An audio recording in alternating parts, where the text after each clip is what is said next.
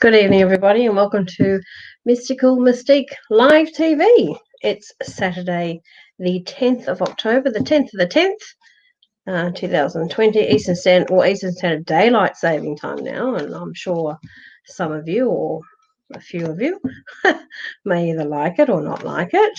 I'm just going to wait for a moment to let a few people join.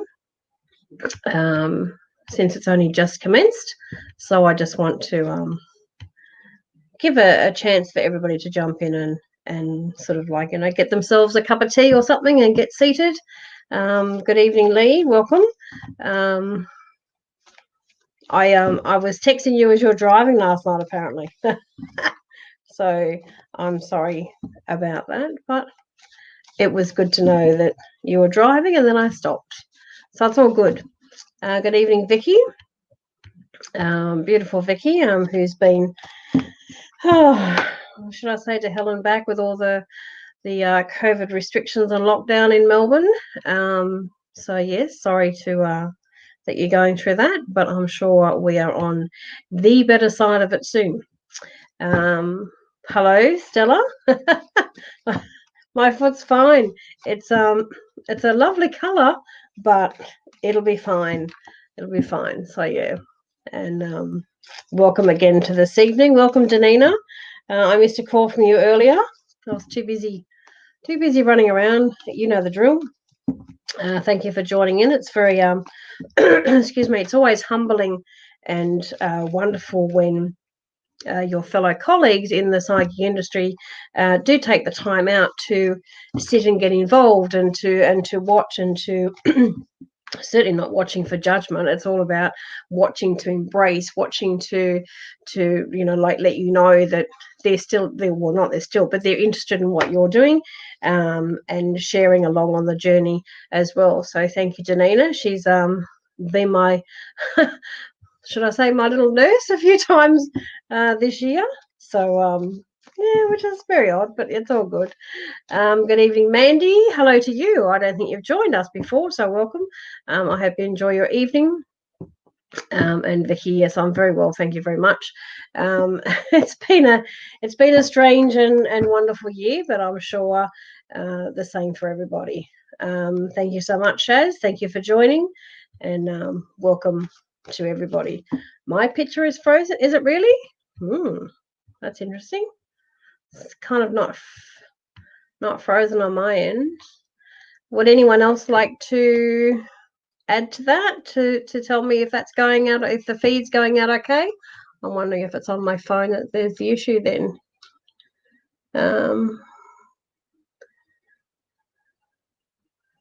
Oh, I think it's the feed that's actually frozen. But anyway, hopefully that will be fine very, very soon. And Janelle, thank you very much for letting me know. I'm hoping it will clear itself up very, very shortly. Yes, missing family and friends is pretty tough. I mean, I kind of, yeah, I live and breathe.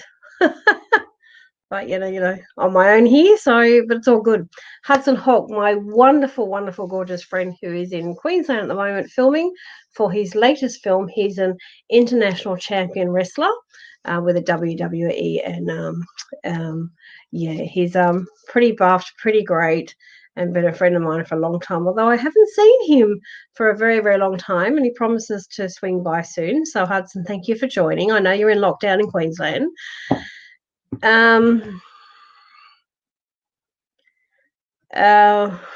Okay, Joanne, I'm going to address that very, very shortly. I'm just currently trying to find out if everything is fine here, because a few of you are saying that my picture is frozen. Some of you are saying the picture is good. So if you can check your own internet connections, because apparently mine seem to be okay according to some. Judy, welcome. And see, Danita, my lovely little angel that has my back, she's fine. How did your last Saturday night go, Joe? It was It was sad, but it was good in the sense of I didn't do my live, and I'm very sorry to those who were expecting it, because I was called and asked if I would help a friend's mother transition in passing. So it was a very long night. I got home about 5:30 in the morning, but it all went well. Thank you so much for asking. So yeah, very interesting. Okay. Thank you, Stella. Thank you, Stella. Okay, everyone's saying now it's not frozen. I don't know what happened there, but we all know what technology is like.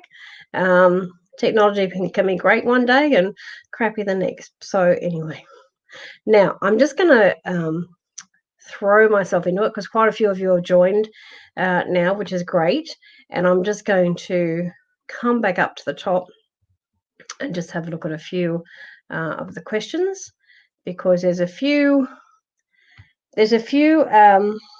mediumships already in the line, and I just want to thank people already for asking direct questions, because it's not as if you're getting like an hour reading session with me while coming onto a live feed. So yeah, so everyone who is waiting in line that is asking a question, please bear with me. I am here for probably, most times I've done it over 2 hours, so we'll see how we go.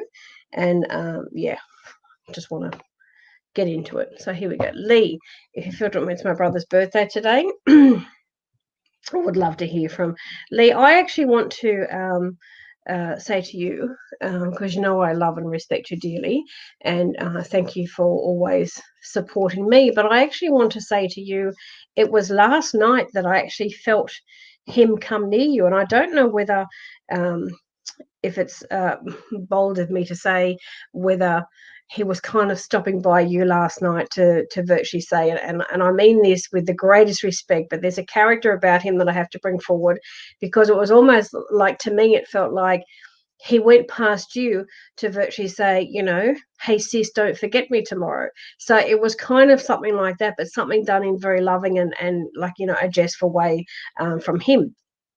Because he does have that bit of that wonderful character about him. But I also want to say to you that there is times when, and I want to take you back probably mainly in the last 6 to 8 weeks, there seems to be, again with respect, there seems to be some sort of yearning, some sort of something going on with you, that you're, I know you miss him every day regardless, but it's like that you have been yearning for him to come by in the last 6 to 8 weeks.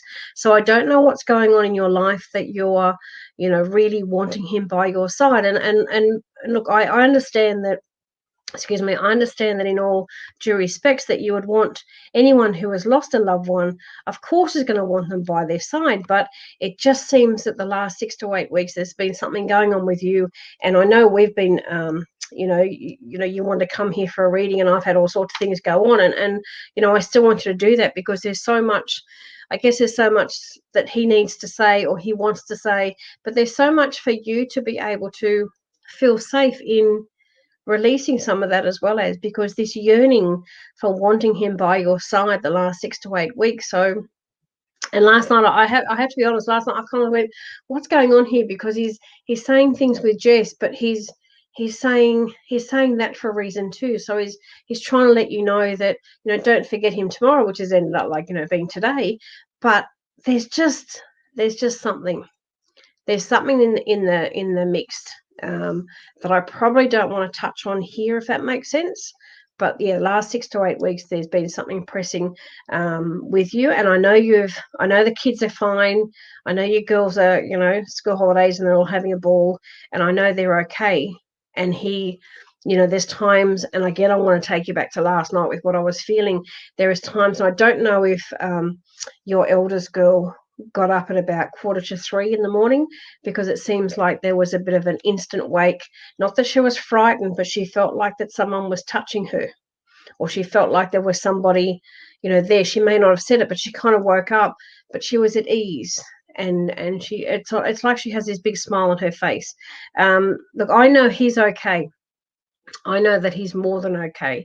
He has so much love for you, and the respect that you have for one another, and the, what I want to say is the, the unconditional love that you guys share with one another is so very, very beautiful.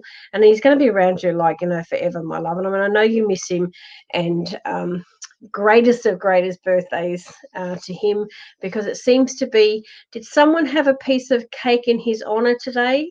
Did somebody sneak an extra slice or an extra bite, or was there something silly around a piece of cake today? Because he seems to be showing me this piece of cake where he's grabbing at it but not being able to get it for himself. So there seems to be a little bit of mischief around that as well. So Lee, I hope that helps you, and all my love to you. He's a beautiful soul, truly is. Chantel, hello, how are we? Selena, yep, Serena, me. That's me doing a big mistake there. But yeah, all's going well. Judy, all going well. Thank you very much. Gina, yes, everything's fine. Good evening to you. I hope you're well as well. Joanne, well, you're all popping in here. Do you see me getting a bigger car by January? Well, Danina has a wonderful saying in a lot of her readings where she looks at manifestation and things like that, and she's a great facilitator for manifestation. But it's I can't remember the words exactly, and I wouldn't want to repeat her exact wording. But it's like, you have to stop spending money to save money to get certain things in your life that you may be wishing will fall in your lap, but they won't, because there's kind of this force that's, look, I mean everything with respect. It's like this force that sometimes you can't help yourself in buying something to think that you really, really want or you really, really need. And at the end of the day, you kind of get it home and it gets pushed aside and it's not really used. It's kind of like, why did I buy that? But I do want to say to you, I don't see it actually by the beginning of January. I see it more towards the second last week of February, to be quite honest. There seems to be, and I know Christmas is going to be a bit crazy for a few of us, or more than a few of us, this year, while things are still going on. And Sydney had out of the blue some bizarre cases, case tracings today, and I'm hoping that all gets sorted, because I think everyone's sick to the back teeth of bloody COVID. It does drive everybody crazy, but there seems to be something from what I get shown, something around Christmas, although it's going to be a little bit different, that it seems that shortly thereafter, either, psychics are not one for lotteries and horse racing and all that sort of rubbish that people always say, give us the lotto numbers, which is very disrespectful for what we do. But there seems to be somehow, I want to say, Spirit says it's a windfall, but it's not a windfall as in winning something like that. It's a windfall as in a promotion at work or something different going on in your work. Sorry, I've just got something's just captured my eye outside, because there's a bird. I'm trying to work out whether it's a little owl that's come to sit in my tree outside. If it is, it's one of my lovely spirit guides just jumping in to offer his support as well as. But yeah, there seems to be, like, as Spirit was saying, like a windfall around just after Christmas. And I want to say to you, it's extra income that comes your way now, whether that's a bit due to a promotion at work, or whether there's something else that you've had your eye on that you kind of take up that, as well as there's something else in the mix that that you could be doing to actually get some more income in. And it's, more about Spirit also saying, keep your pennies tight sometimes, because sometimes we need that little bit of a, my nan used to say, anything spare that you have, put it in a purse and shove it in the back of the cupboard. But I mean, who calls things purses these days? But my nan, yeah, she's a good old stick, and she's one of my spirit guides, and love her to death, so to speak. So yeah, all very good there. So Chantel, like, I hope that helps you, and I hope that gives you a bit of clarity on what's going to go on there. Okay. I just had one up there. Where to go? Really like her in tonight. Just general things, work, love, life, etc. With all due respect, can people kind of ask for specific questions? Because on a live feed, we actually don't have so much time to do generals and so forth. Happy to do them. Like, if you want to book in and have a reading, we can spend an hour going through, a lot of subjects in what's going on in general. But in a live feed, it's really difficult to kind of blurt everything out so quickly when I have a lot of people that have, already put up a lot of questions. But having said that, Shaz, what I want to say to you is there is somebody around you that I've got a frog in my throat now. It was fine earlier on, but start doing readings and spirit just wants to jump down my throat all the time. There seems to be something lurking in the background, and that's a really weird thing of saying it, but it's like that someone's trying to tell you something and you're not actually listening.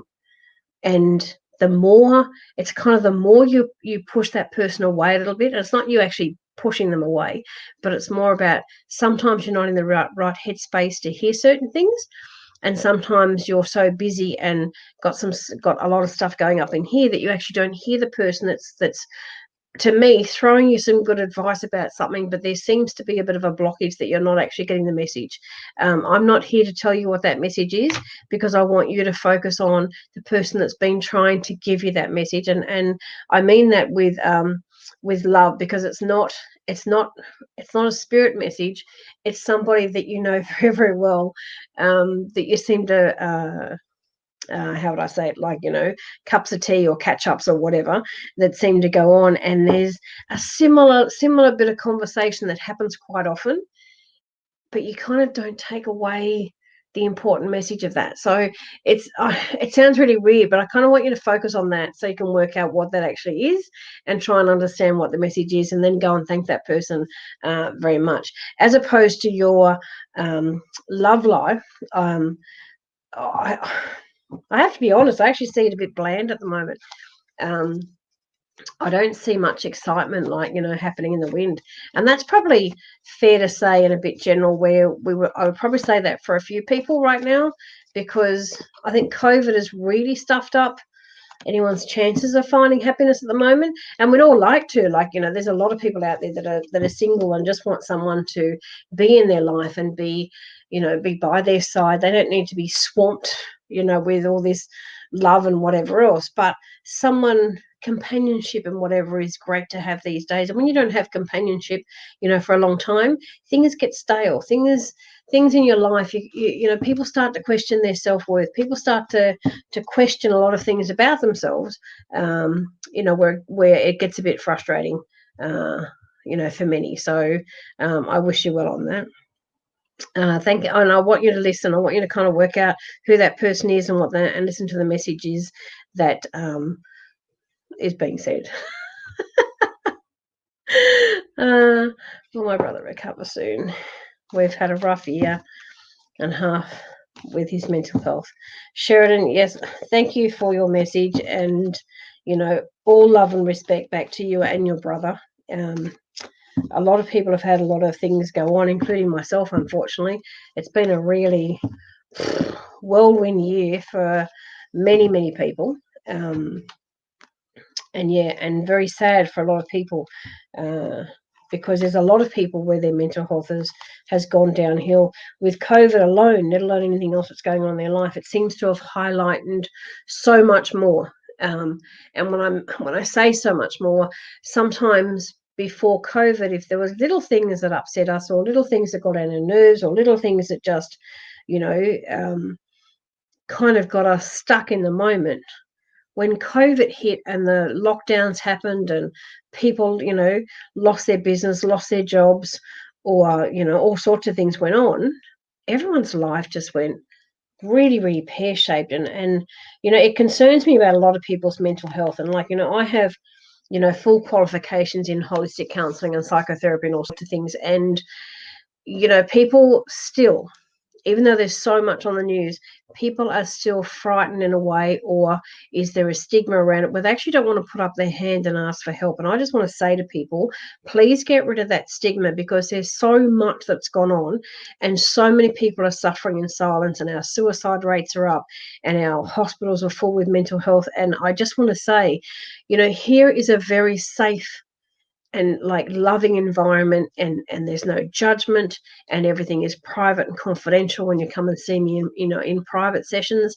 and I'm here to take the weight off your shoulders, and I mean that with the greatest of respect, because there's so much that you can actually move forward with when you're able to release so much that you're, that you feel that you're just carrying around with you every single day. It's just, it's just, it's crazy what's going on. But Sheridan, look, I want to say to you, I do see probably another couple of months actually before your brother, and I mean it in a way where, when I say fully recover, because there's a few things mixed in there together.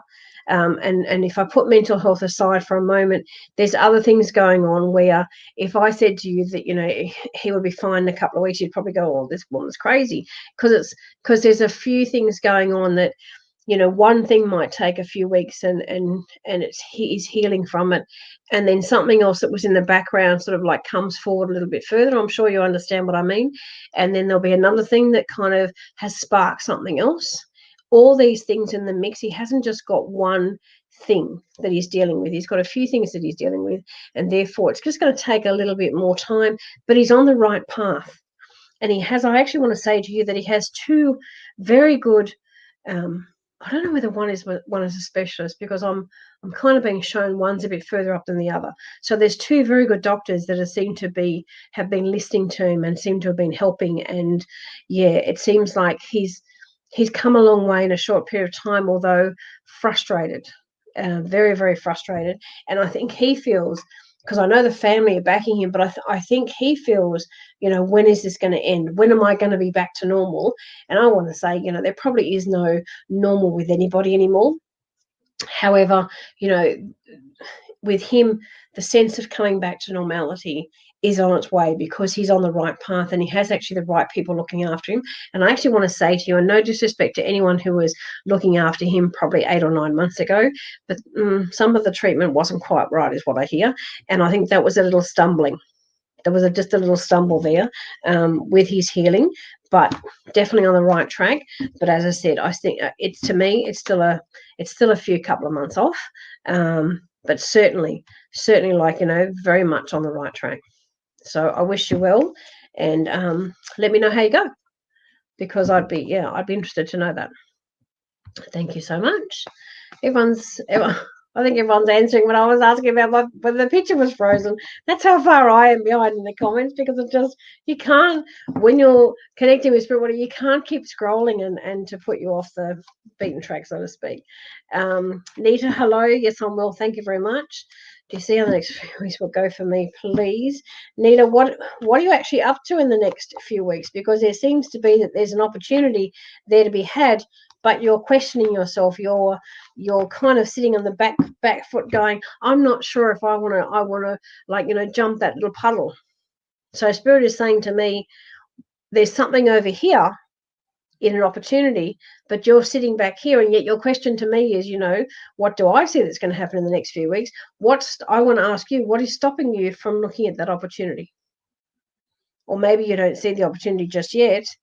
However, I think you have, but I think there's a little, and please, correct me if I'm wrong, I think there's a little bit of a fear factor with you, where you're unsure of your steps. You're unsure if you make a move, whether it's actually a move in the right direction, because in the past, when you've taken a step, it hasn't worked out, and therefore that's what your subconscious is tuning into. It's tuning into, well, the last time I did that, it didn't work for me, and then I kind of got stuck in a rut. So you're kind of hesitant to do that again, because you don't want to have the same feeling again. I'm here to say there won't be the same feeling again. It's about you coming back to having the confidence in yourself and going, do you know what? What's the worst that can happen? If you have a look at that opportunity over there, if you go for that opportunity over there, if it actually doesn't work out, I know this sounds a little bit negative, but if by chance it doesn't actually work out, what's the worst that can happen with that? In my books, the worst that can happen is, oh, well, it's an experience. I'll know better next time. And it's kind of a learning curve of what little bit went wrong that it didn't make you successful. Did you stumble over some questions? Did you not present well? Were you nervous? Were you not answering questions correctly? Did you not listen to the questions being asked to you correctly? All these little things come into play. So the worst that can happen is that you might have to wait a bit longer for another opportunity to happen. But if that's the worst that can happen, sweetheart, You know, you've got it in the bag if you go back to having confidence with you. Because when you lose confidence in yourself, what happens? Everything goes wrong. Everything goes wrong. So, you know, I a lot of people lately say to me, everything's been going wrong with me lately, but they're, you know, it was a ruptured appendix, like, oh, sorry, on the point of rupturing, you know, like it wasn't something silly that I, you know, did. And then I, you know, had a bit of an accident on Wednesday, but again, it was a situation that I had to get out of very, very quickly. And I can't say too much about it. I don't really want to either, because it's all done and dusted. But, you know, and there was an injury from it, but they're different circumstances, but I've looked at it in the eye and sort of gone, do you know what? I'm okay with that. But if I sat back and dwelled on it, I wouldn't want to kind of go maybe to that area of again, or I'd be frightened to go to hospital again if I felt ill, or, you know, you can't dwell on certain things that happen to you. If something does happen, understand it's happened for a reason. I always say with all my stuff that the universe throws me so much. And if I was to, well, I am going to write a book. But if I had that book ready for you right now, it would be from childhood to now. And hey, I'm 60 this year. Yay for me. Big celebrations. Danina, what are we organising? No, but in all seriousness, like, that is a lot of years. And things started happening to me from when I was 3. So from 3 to this year being 60, there is so much that's gone on, and some of it funny, some of it hilarious, some of it horrible, some of it, you know, near death and all this sort of stuff, that there is just so much. And I'd love to write a book and it wouldn't be a memoirs as such. It would be more about when these things happen to you, if you think positively through them, you will get through them. And I promise you that, because I'm actually here to tell the story on every single one of them. So the book would be about circumstances. It would be how, you know, it would be about how to get through certain things. It would be funny as well, because I throw in a multitude of jokes and that along with it, because I always see, even though when I've been brutally beaten, I always see the funny side in being able to tell the story. Why? Because it helps so many. And then people then understand that I'm not here just to sort of say, you know, I'm not being a paid speaker if I turn up to domestic violence refuges. I'm not that person. You know, when they sort of say, but you're just a paid speaker, I'm like, no, I do this out of the kindness of my heart. And I do it because I've lived it, I've breathed it, and I'm here to help you. You know, we go through a lot of these things for many, many reasons. And I just want to say to a lot of you, you know, please look at each circumstance differently and look at the message and the lesson behind it. Then understand that it happened for a reason, good, bad, or anything different, and move on from it. And again, if you don't know how to, please get in contact with me, because I'm always, always, always going to be here for help. That's what I do. It's why I'm here. I love what I do. So, moving on from that little lecture as such, it's not really a lecture. Let's get on with this.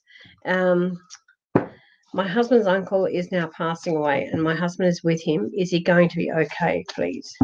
Margarita, absolutely. He will transition okay.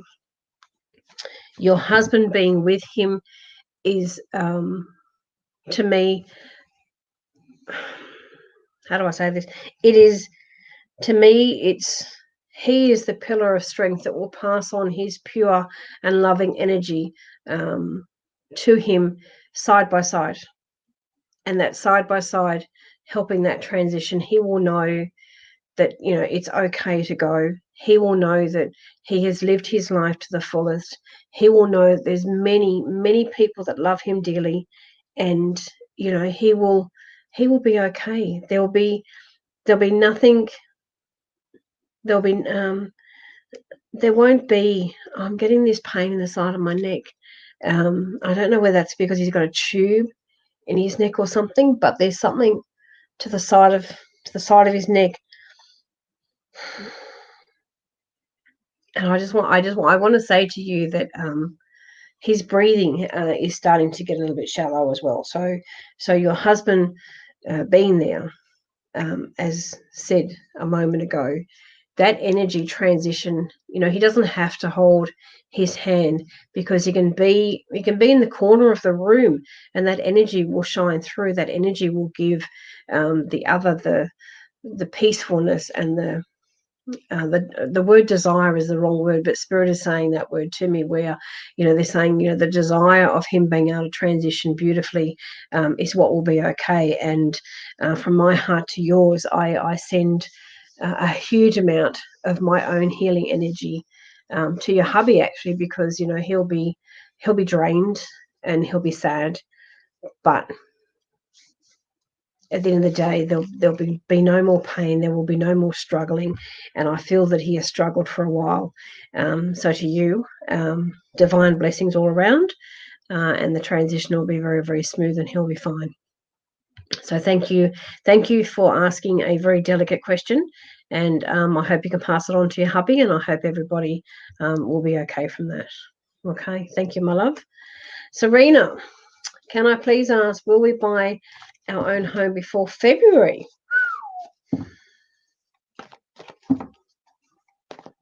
Okay. Spirit says, I love it when Spirit is cheeky.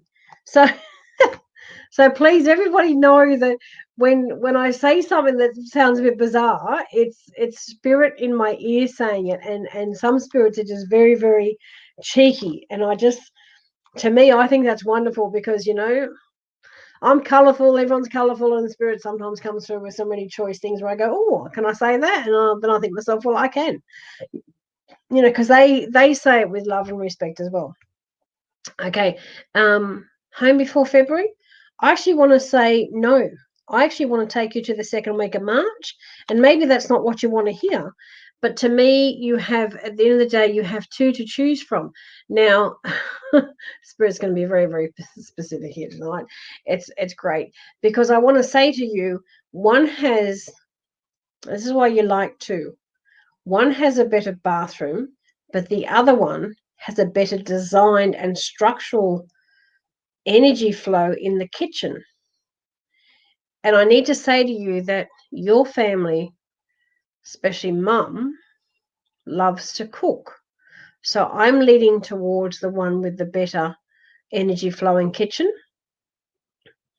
And I think when you see these two homes yourself, you will understand exactly what I mean. And I think this will give you a great buffer on when you're looking to know whether you're on the right path or not.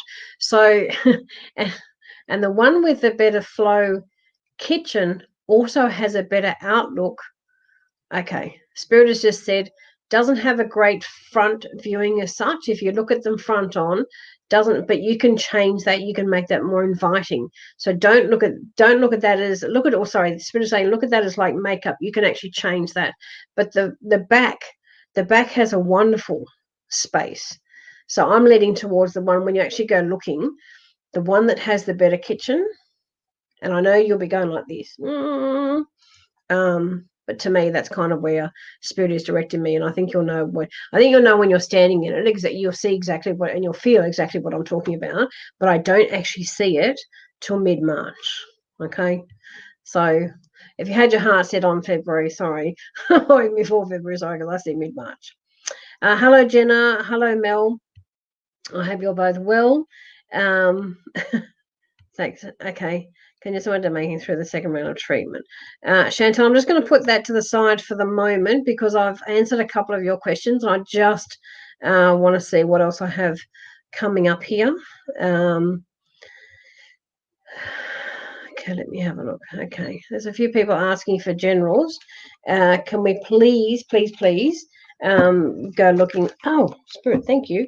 Asking for questions up front, because it's a live feed. You don't have like an hour session with me, it's a live feed.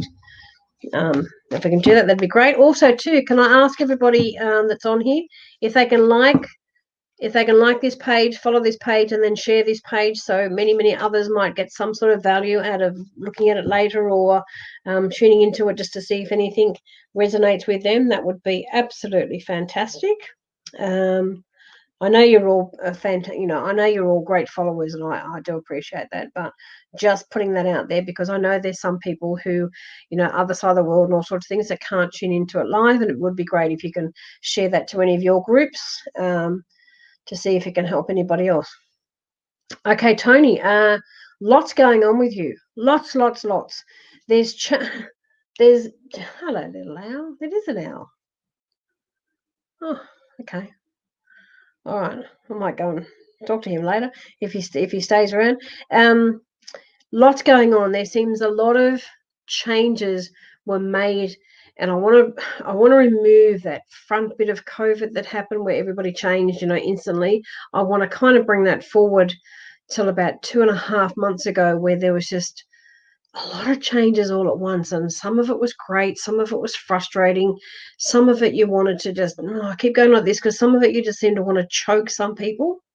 That sounds horrible, doesn't it? Choke some people. But that's what I felt. That's what it feels like. And I think it took you all your strength, because you've been going through a rough time, and I think it took all your strength to keep the mouth shut. So Spirit was saying, for you to zip it was actually a little bit hard, but you did. Sometimes you didn't though, but you did to where you had to. But there's some times that a little that got unzipped and you blurted out a few things. It's the blurting out that may get you in trouble, but you're a grown woman, and blurting out, we generally do because the person really needs to hear it, because they're either carrying on like a pork chop, or they're just not getting a situation, or they're not helping. And sometimes we have to blurt it out, but you also do it in a way that is nice and respectful, and I respect you for that. But I keep hearing that there's so much going on. You need to take a step back now. It's time for you to kind of go, do you know what? I've been through some, a lot of stuff, but I now need to put things in perspective, because when it's so much going on and you've gone through so much, parts of your subconscious is dwelling on the bad parts of all that. And I don't want you to focus on that, because you've actually got through all that, and that's a wonderful thing. It's more about, I want you to pluck some things out of there that have been good and focus on those, and understand kind of how far you've come, where you've gone from one extreme to another at times, and how do I say this, how bad you have felt through some of it, but now you're really coming and feeling a bit good. And Spirit says you need to focus on that feel good. You need to focus on the smile. You need to embrace, who you are, no matter what you've gone through. But it's time now to turn some of that around and kind of go, do you know what? Actually, you say it out loud, where you say, man, I've been through a lot of shit, but I got through that. And I got through that with the strength of some others, but mainly from the strength of myself. This is what you need to kind of sit back and go, wow, I didn't think I had all that strength, but I do. And you'll have that strength for life. So well done to you, Tony. I wish you all the best. And let me know how you go, or let me know what you're feeling. Now, I've just scrolled down, and there's so many of you that have written so much. And I don't know where we're going to, get into all this. However, we'll just keep going. We'll keep going. Kamara, could I please get a general reading about my love life? Guys, can I'm probably going to say this 100 times tonight. The general readings are not really for the live. It's really, it's more value to you. I just read to me, it's no value to me. It's more value to you. If you want to know something and you have a pending question, ask that question outright, because generals,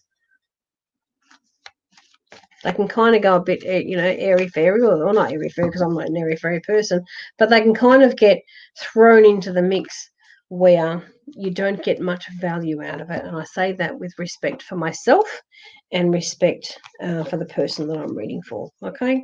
So, Kamara, I will focus on your love life, and I do want to say to you, there's a potential for it to grow. Okay.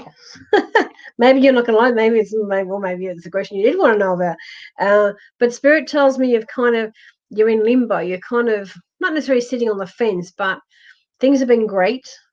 Then things have been okay, and then there's been a patch where it's been not so good. And Spirit tells me that sometimes when you go to bed, your mind thinks about the things that not gone so well.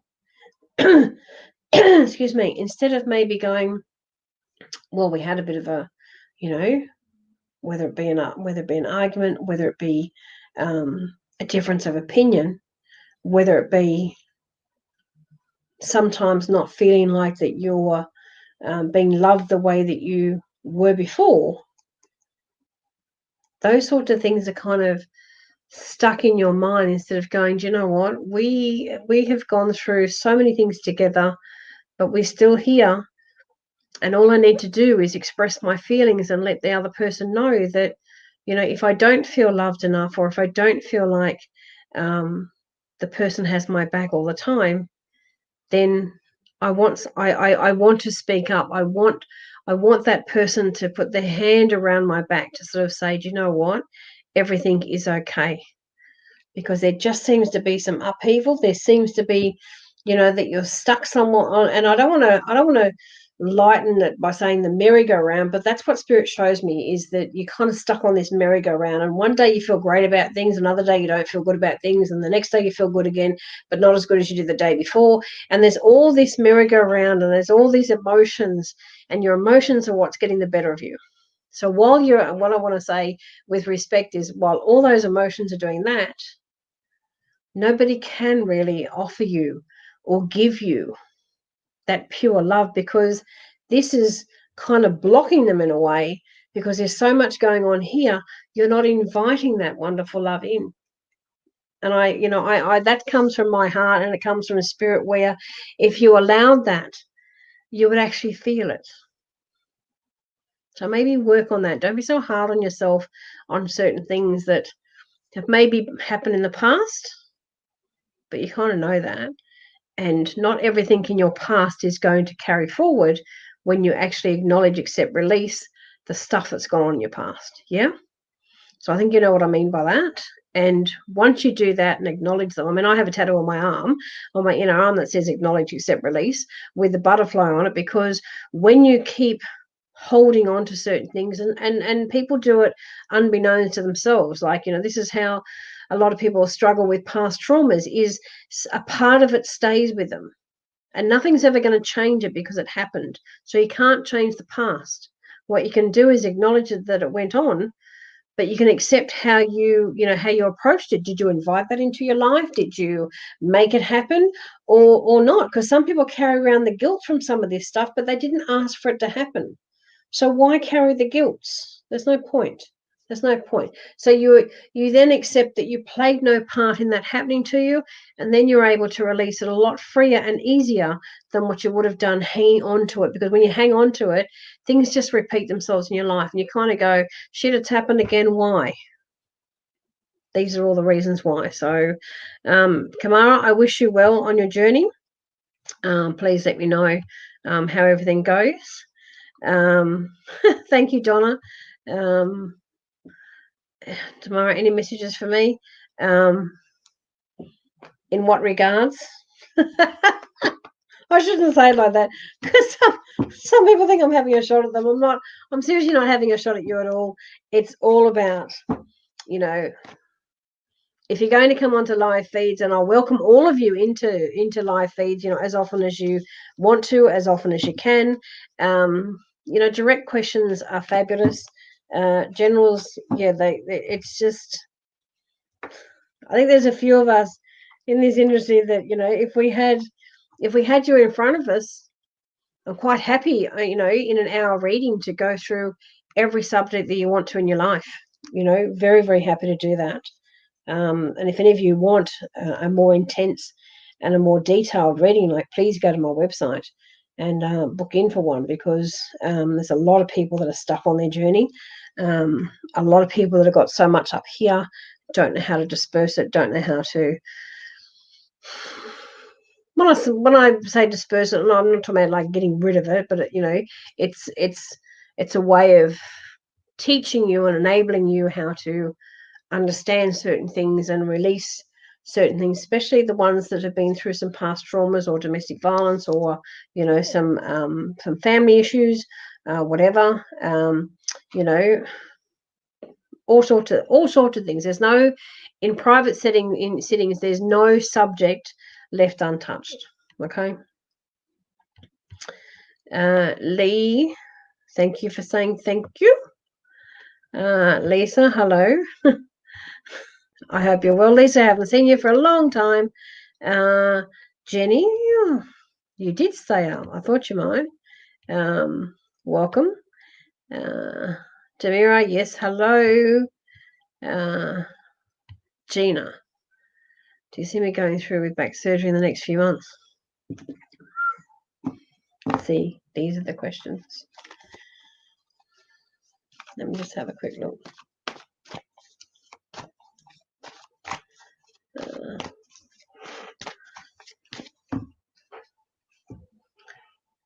Okay, Spirit is, before I even look at any cards, Spirit is kind of throwing me off the beaten track. I know that sounds horrible, but I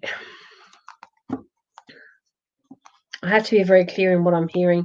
It's more that Spirit says if you don't, other things can go wrong.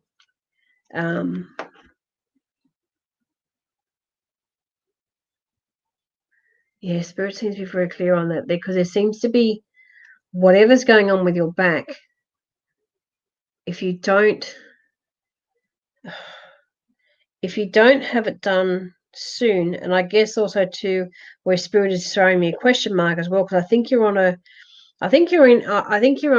waiting list, as well as having questions in your own head. Like I think there's two lots of issues going on here where you're questioning, well, it's my back, like, do I have it? I'm scared. And the other part is that you're on a waiting list and you seem to be getting pushed out a little bit. And I'm just wondering whether, because of your other issue about being a bit fearful, whether that is actually putting that out to the universe to have it kind of pushed back.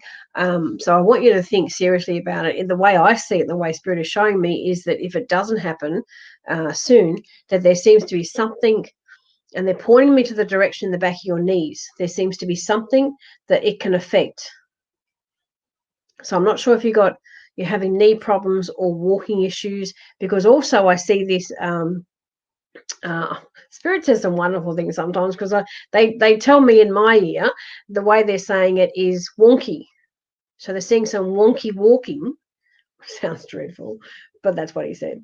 And therefore that has to be corrected as well as. So I kind of want to say to you that, yeah, the back surgery is really, really important. But I keep saying I want. It's not up to me, but for you to get a great outcome and for this to work and to work successfully, is Spirit tells me that you need to get on the phone and reiterate the importance of that. You're happy to do this. You want to do this. You want to get better, to get freer, to get all sorts of things, because that's where this surgery needs to go. Okay, because if it doesn't, it's going to set you back a long way. Okay, so I hope that helps you, and I hope that makes you come up with some decisions. Okay. Can you see there's an image of my late husband that passed 24th of 2nd, 2016. Okay, Lola, I want to say to you, was he because I'm going to do something a little bit different soon too, because I have a lot of spirits here tonight. It seems to be party at Mystique's house, and I say that with respect. So I'm going to do things a little bit differently, because there's a few spirits that are coming here and coming through me to try and get people's attention. So I kind of need to address those soon too. So we're going to do something a little bit different shortly, which, the ones that have asked questions that I haven't even seen yet, I will get to as many as I can. But one of these spirits, for all I know, could even be they could be for anyone. So I just need to gauge what's going on there, because I have a room full of them at the moment, and they're all a bit nattery, and they're kind of having their own conversation, but I'm hearing as well. So we kind of need to address that.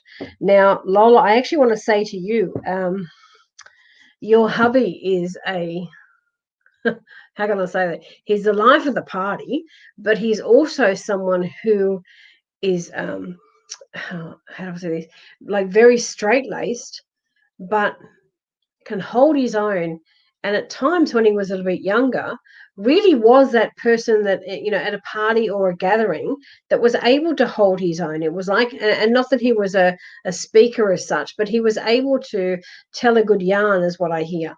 And him being able to tell a good yarn, if I may say so, and I hope you don't get offended at this, it's almost like somebody did that at his funeral. Somebody, in a way, took his place to be that person to tell a few yarns, because he's telling me that he was actually thought it was funny that somebody was not trying to be him at his funeral, but someone who was trying to just trying to emphasize to people that there still is joy in life, that that things are going to be okay. So there was someone that was trying to replicate some of his stories, and they actually did it quite well, because he's actually got a lovely smile on his face.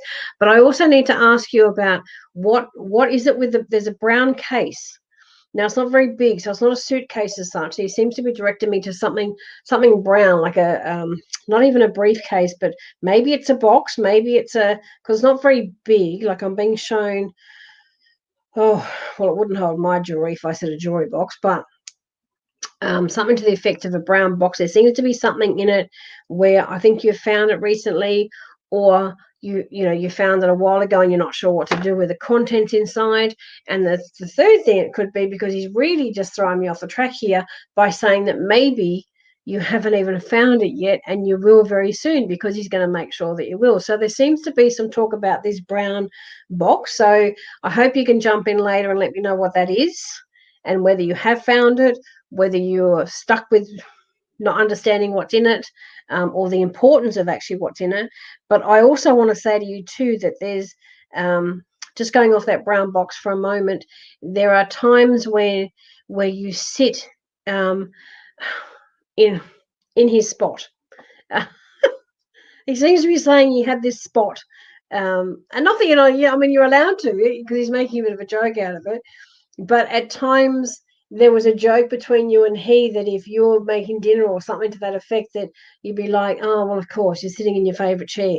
And now it's become your favorite chair, A, because it's comfortable, B, it has the best view of the TV, but thirdly, it's because that you feel him when you sit there. So he's making reference to that. But, in all due respect, he loves you with all his heart. It was his time. There was nothing he could do about it. And there was nothing that you couldn't have done any more than what you already did. So like, greatest respect for you, because there's so much love, and he is around you, I want to say, more often than you actually think that you feel him. And not that he's a sticky beat, but he loves.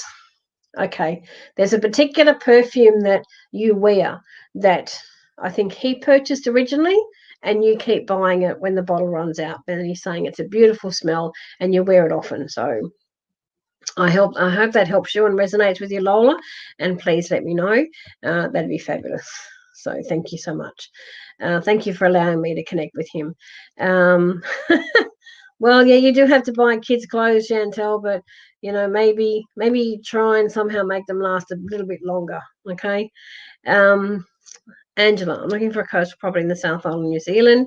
Can you see this happening? Oh, not for a while, Angela. Mainly because if I say at the moment, if I say 3 months, especially given overseas, if I say 3 months, it's going to be 6 or 8, given all the restrictions with COVID. So what I see with that, in this instance, because it is overseas and we are not allowed to travel, it will depend on that. So if I see it in 3 months, you would have to add at least another 5-6 months onto it, given the fact that we don't know when any of us can travel anytime soon. However, I do see that you fall in love with a place that I want to say, and I've never been to New Zealand, so I don't even think it's on my bucket list at this point. But I want to say it's not what I'm being shown is it's not in the city area. It's like on a, even when I say farm, it doesn't even mean a farm, because they keep showing me like countryside. So it's out in the open. It's not in the middle of any hustle and bustle. It's out in the open. So if you're looking for a place to escape to, Spirit is showing me that it has open and wide spaces for you to kind of have that, I guess, that farm life, that because there will be animals on it. And I want to say to you, there seems to be, I don't know whether it's you or your partner, but there seems to be something around horses, because they're showing me at least half a dozen horses, and they're not race horses as such, but you do some training with them. So I'm actually not sure what that would be, because I don't know a lot about horses, but they're showing me visions that you're training these horses, but I don't see training as in horse racing. So that's rather weird, but maybe you can enlighten me on that one. But yeah, he's they're certainly showing me that it's definitely countryside, without a doubt. Like, so there's no hustle and bustle, and quite honestly, it's more about your sense of freedom. You feel like you want to go into a calm space. There's been so much go on over a number of years where now you just want to be in a calm space. And I guess maybe that's probably what's drawing you to New Zealand. I'm not sure. I'm not sure if you're actually from there originally, but I'm sure you can let me know that. But yeah, there just seems to be. I loved how calm I felt when Spirit showed me this wide open spaces for you. So I actually enjoyed kind of going there with that little vision for you. That was lovely. Mr. Rob Sterling, wow, I think this is the first time you've joined me on a live. Welcome.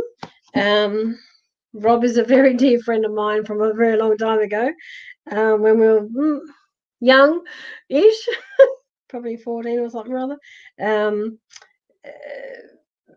He's very respectful of what I do, and he's probably one of my friends from a long time ago who believed in me a very long time ago, and has respected maybe not all my decisions that I've made in life, but has never judged me in any way, shape, or form, and still today respects everything I do, and loves how Mystique has flourished into so much. And I probably funny that you've jumped in tonight, Rob, because I spent half of Thursday and majority of today redesigning my entire website and updating pictures and writings and all sorts of things.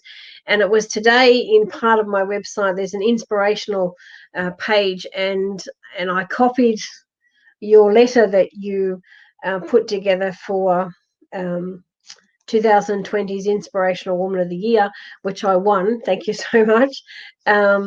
Your letter was heartfelt. It was beautiful.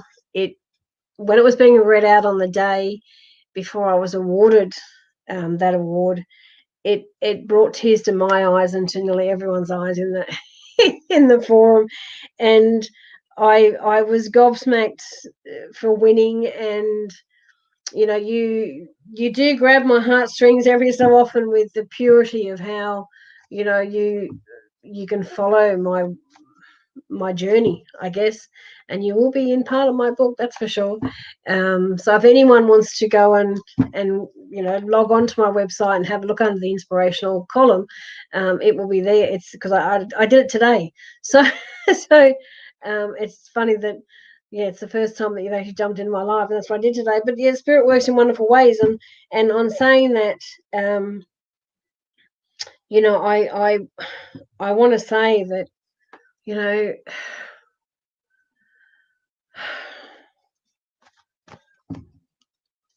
she gets me every single time, my love, but you are so loved from Spirit World, and please don't hate me if I'm speaking out of turn, but more than happy that you have, not from me, this is from Spirit World, and I connect with authenticity, but so pleased that you have found happiness once again. You you deserve it. She opens her arms out to say it's okay, because at times I think that you doubt, and that doubt is more of, will she hate me because I've moved on? She knows you haven't forgotten her. You will never forget her. She is, she's wholly and solely in your heart, and that's something that's very, very, very, very special. And she brings me to tears sometimes, because she says everything with such heartfelt emotion as well. And she is safe, and she is fine, and she is with you more than you ever know. One thing that I do have to say from her, though, is maybe sometimes don't sing as much, but your singing is getting better. So she's she's not judging she's not judging you as such, but kind of in a way of, are you fully concentrating on the road when you're singing, and the mobile phone drops to the ground and all that sort of stuff, and you just keep on singing? And I guess there's that saying, that you guys have, keep on trucking. But in hindsight, please don't ever think that she is ever upset with what you're doing right now, because she's so blessed and so truly happy that you have opened your heart once again, because she was frightened that you closed it for good. And I do say that with such respect, because when she was frightened that you closed it for good, or that she thought you closed it for good, there were times that I thought you'd closed it for good as well. And seeing you come out of that side of you was such a beautiful transition for you, and it was engaging, and it was thrilling, I guess is the word I want to say, that she's saying, that instead of you being Mr. Misery Guts, you found love for a second time, and there's not many people in this world that get that chance, and you've got that chance, and she's more than happy.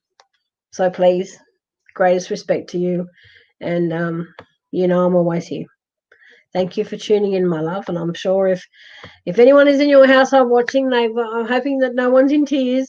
I'm hoping that you're all smiling and understanding where I'm coming from.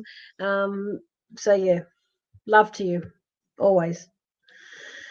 Damira, I'm just going to come back to that in a second, because money is around everybody, if we look for the opportunities. If we don't, if we're looking in areas where we've closed our mind off and just sort of saying, I need more money to live, or I want more money because I don't have enough money, but we don't do anything about it at the same time, the money's actually not going to come. We've got to look at all that in a different sense of, why do I want extra money in my life? But what can I do to help myself, or help that money come to me? Am I doing everything I possibly can to be able to make that come into my world? That's what you've got to kind of start putting yourself out there and saying, yeah. So yeah, I'm sure you understand what I'm talking about. Shaz, thank you so much. Thank you for your instant validation. Yeah. You need to do a few things, but you'll be fine. You'll be fine. Camille, I'll come back to you, because I've already answered one question for you. I just want to see what else is here. Let me just have a look. Sharon, great that you took it all on board. And I think by your comment, you're understanding where I was coming from, and understanding that it was, it wasn't, it's not someone saying something in a horrible way. It's just being said in a certain way, if that makes sense. So, and listen, just bear with me for a second while I scroll down to a few things I just want to have a look at. Laura, thank you, Robin. So true. His nephew read the eulogy of his funeral, and you have described him to a T. Yes, I have found that brown box. It was an old kind lunch box that he had lots of his personal things. Beautiful, beautiful, beautiful, Lola. I am so happy that I've got goose pimples just reading this. That's just beautiful. And thank you so very much for taking the time to validate that while we're still live. That is stunning. Thank you so much. Yeah, it really is beautiful when when the person that I'm reading for understands it, and they just know. So we all, when we get validations like that, what I see and what spirit sends me is just, it's sometimes a bit flippant where I've got to work out what they're saying, but other times it's just so very, very clear, and it just comes out. So I had no idea what that brown box was, because as I said, he kept showing me, and I knew it wasn't a big box. But yeah, so thank you again for your validation. That's just awesome. And Lola, I wish you love, and I wish you everything. So great. Okay. Okay, now I'm just going to quickly just scroll up. And I just want to see here. Okay, Jen, I spoke to you in regards to the back operation. I have leg pain caused by my disc in my spine, and getting a second opinion next month about whether I might need surgery to stop all the leg pain. I do walk a bit wobbly sometimes. Again, thank you again for great validation. And look, Gina, that absolutely go for a second opinion, even go for a third opinion if you think you need to. However, what I was seeing was the operation was very, very important. So maybe because of the surgeon, maybe get the second opinion and kind of work out what surgeon you're gelling with the best, and what they're actually saying, as opposed to what they're going to do, how they're going to do it, what's your recovery like, what sort of rehab are you up for. All these sorts of questions you need to have answered before you say who you're going to go for. But definitely that second opinion, yes, 100%. And thank you for validating. But yeah, oh, I don't know what happened there. My goodness, how do I change that? Sorry. My screen has just gone crazy. Okay. That's better. Sorry, guys. Oh, wow. I don't know what's going on my screen.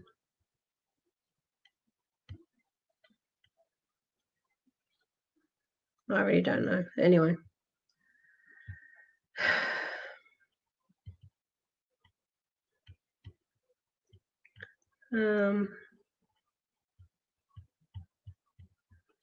Okay. Okay, so I've got a few glitches here now where I can't seem to scroll up the way I need to.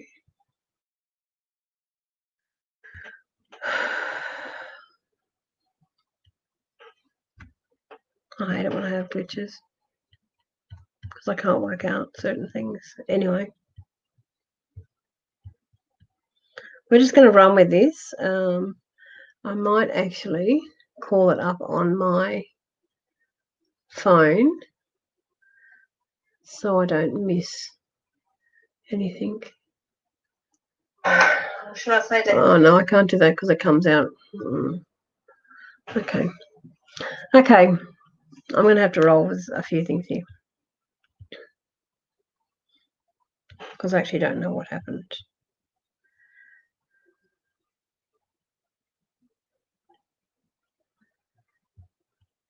I know you guys can still see me, but my screen itself has just gone crazy. So if I miss anything, I'm very, very sorry. I can't seem to get my screen back to normal, and I don't want to spend too much time on trying to do that and just waste everything else. Anyway, now just for a moment, I'm just going to do something just a little bit different. Oh, Lisa, I'm just going to have a look at you. My dad passed 2 months ago. I miss him so much. I wrote him a letter and put it on his coffin. Did he see what I wrote? Lisa,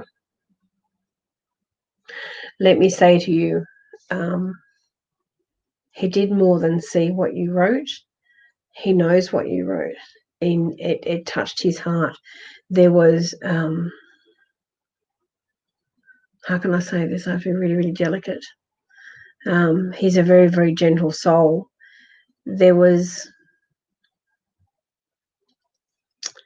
a hidden message in what you wrote, And four from stars, we're going to go back to what?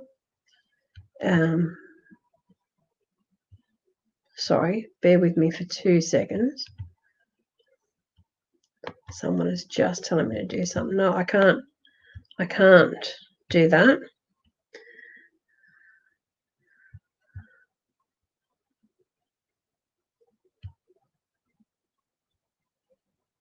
No, not letting me do that.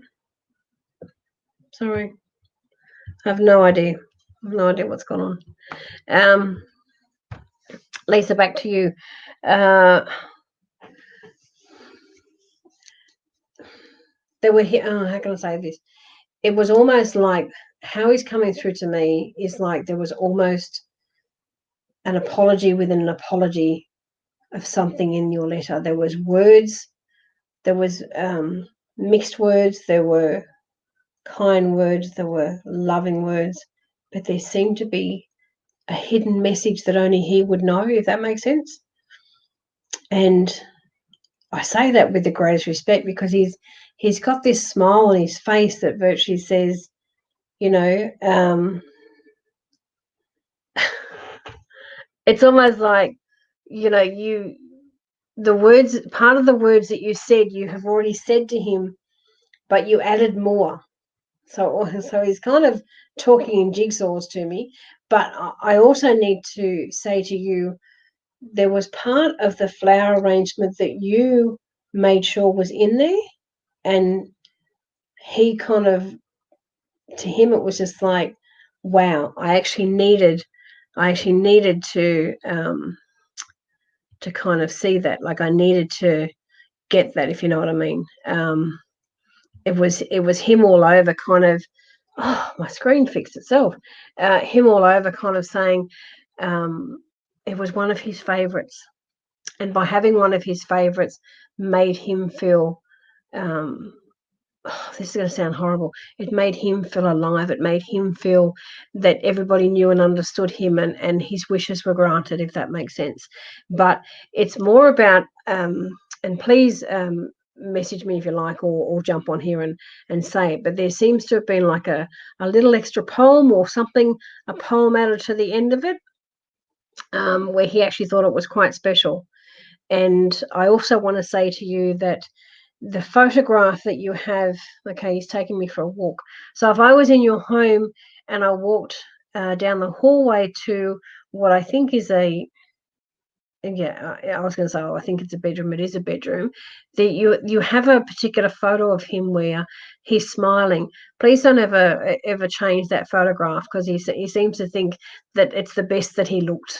And he's saying he likes that photo himself, and he's not. He's saying he's not a photo lover. He's not. To him, he feels like he's not very photogenic, but he loves that particular photo. So I hope so that you'll never ever change it, because that's the one that he likes the most, and he's really, really honoured that that you have that photo. So thank you so much for your message. It's always hard for.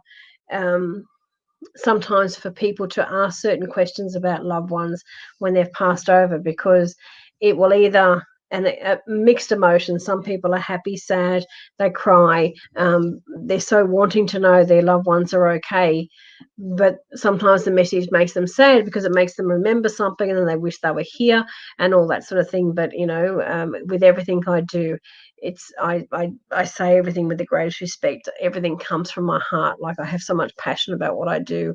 I've been doing this a very, very long time, and yeah, to me, when spirit comes through with beautiful messages, and Lisa, I've just seen that you've responded. Thank you so much. It's your wedding photo with him. Okay. And he must look fantastic, because he's saying that he's just not the photo lover, and he seems to love that photo, and I guess now, apart from him, it's because you look so beautiful in it as well. So yeah, never ever change that photo love. He for him to walk me through someone's home from a spirit world to tell me where they have a photo, that's a really beautiful connection. So I thank you for I thank you so much for sharing that. So it's wonderful. So Lisa, I hope that you're okay with his message, and I hope that you're okay that he had like a little bit of a dig about himself. But yeah, um, um, yeah, beautiful soul, and it's wonderful. It's wonderful. Okay, now I'm just going to do this. I'm just going to scroll up for a minute just to see what I missed when my screen went crazy, because that was really bad.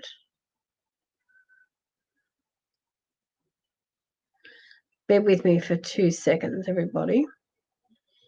Oh, one of my work colleagues are here. Young Sarah. Thank you for tuning in. It was probably the first time you've tuned in too. You're stalking me, love. No, I'm kidding. I'm kidding.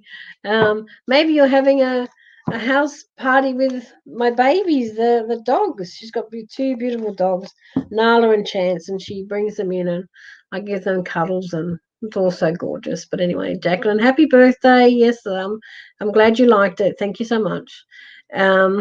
Oh, thank you, Julie. That's lovely. Um, okay. Okay. Joanne, I missed you earlier because it was very early in the piece when you sent your question, and I do apologize for taking this amount of time to get back to you. And I'm really, really sorry for your loss.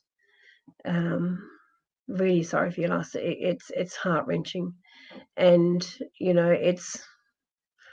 I can't. I can welcome you with open arms. Nothing is going to change your pain right now. But I want to say to you that your son's transition, I won't say it was, I won't say it was quick, because there seemed to have been a and look, I everybody knows me, and everybody knows how respectful I am of the deceased, because I work with spirit, all the time. And please don't ever take anything the wrong way, because I do say it with passion. But the way I'm being shown, and I hope it helps you in anything that you're thinking, but it wasn't quick, because Dad came to get him. So Dad held his hand to transition, and Dad was there to say it was okay for him to go. And he knew that. But they kind of went on a little journey first, if that's the best way of saying it. So Dad was showing him a couple of, with respect, and he's going to be a bit funny here, so I hope you don't mind. And I am asking your permission to say it as I see it. It was like that Dad wanted to show him a couple of mischievous things from when he was a child. And as a dad, kind of scolding him a little bit, but not hurting him, but doing that, I told you so thing, and scolding him a little bit when he was younger for doing a few mischievous things, and kind of showing him how he grew into this wonderful young man. So that's what Dad wanted to do, to show him prior to transitioning. So it was, if I can say it, it was quick. It wasn't like he wasn't in he didn't spend days in pain, or anything, or stuff like that. But what I see is that transition where Dad shows him a little journey of his life. It can seem like hours to me, but it can happen, in 10 minutes. And that's why I say it with respect, as in, it's like it's just like they show you a movie screen, and just these things just keep flipping by, and they both then get to embrace. So they're in kind of their own minds, and they get to embrace some of these things, which is why I think it's so very, very special. And Dad just wanted to remind him of this, to show him how he'd come so far. And in coming so far, the unfortunate thing happened, that he was, to leave this realm. But they are so together, And they're actually so mischievous together, I have to say. And I say that with love. And because they kind of seem to bounce off one another and kind of play a few games with one another. But I have to actually direct you to something. There was a message or a photo or something in a wallet, because I'm being shown a wallet and something that was in there that you found.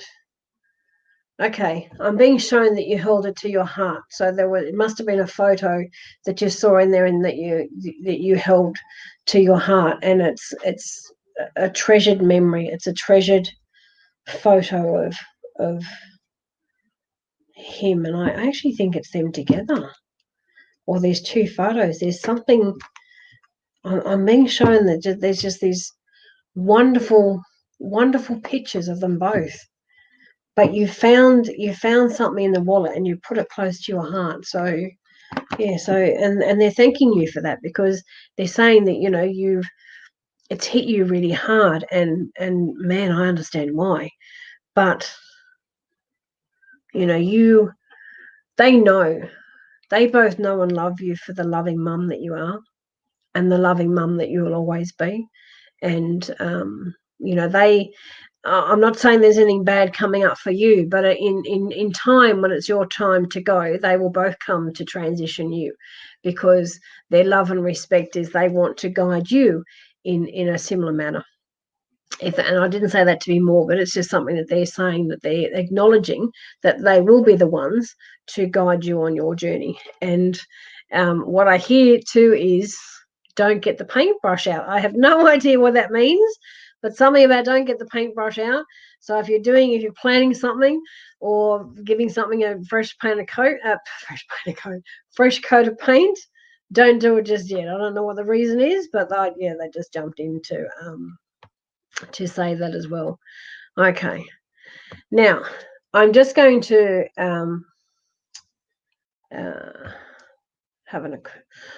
I said I was going to do something a while ago, and it always goes by the wayside.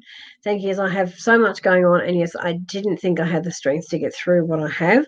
But you find when you are put in that situation, you find I'm a fighter, and I feel like I will get through anything. Tony, yes, you will. Do you know what? And because you followed me for a while and you watched me on Psychic TV and all that sort of stuff, and I bat on about the inner warrior all the time. And man, you dug deep, and when you dug deep, you found her. And you embraced her and you allowed her to come to the surface, and you got on with the job, if that's the way of saying it. I know that sounds a bit weird, but that's how it comes through with, you just allowed yourself to kind of go, do you know what? The old saying is, I've got this. You allowed yourself to deeply embrace those words and deeply know that, that you are a fighter. And I respect you. I have so much respect for you. And thank you for validating that for me. Lovely that you can jump in and say that. Okay. And now for something completely different that I'm going to do. Donna, I saw that you had a message here, and I will get back to you soon. I just need to do this for a change, okay? I just need to do something for a change. So, what I gotta go off that. Okay. Okay. Whatever. This message I'll come back to later as well. Okay.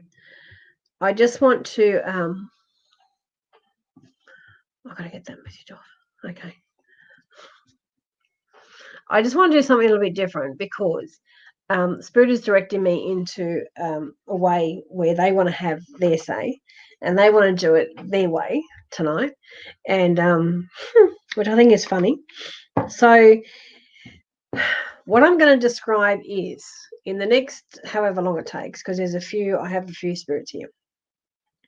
Now I'm going to describe one, or I'm going to start by describing one, and if anyone knows who this relates to, like if this description, these characteristics, some of the words, if they relate to someone that you know, and even if you haven't popped up a question, can you please go into the comments page and tell me that that person belongs, it's a horrible way of saying it, if that person belongs to you,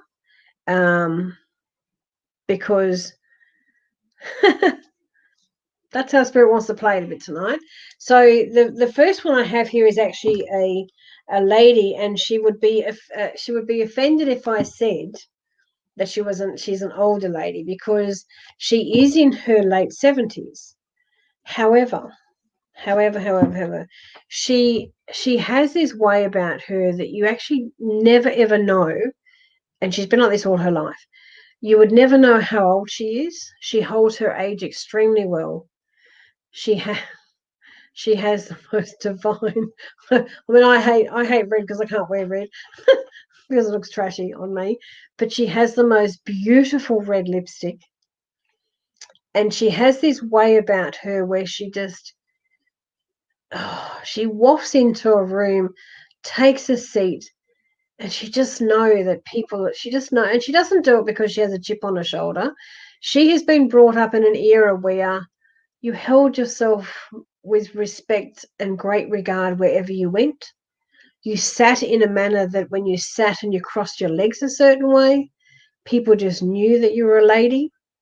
So she's coming through as this gorgeous lady who has had a beautiful, like, facial features when she was young. Yes, she's got older, but she still holds her own. She still has wonderful features about her. As I said, she's in her late 70s. She's a character within herself. Like in front of others, she would come across as this beautiful, well-spoken lady. But man, behind closed doors, could she have a sewer mouth when she wanted to?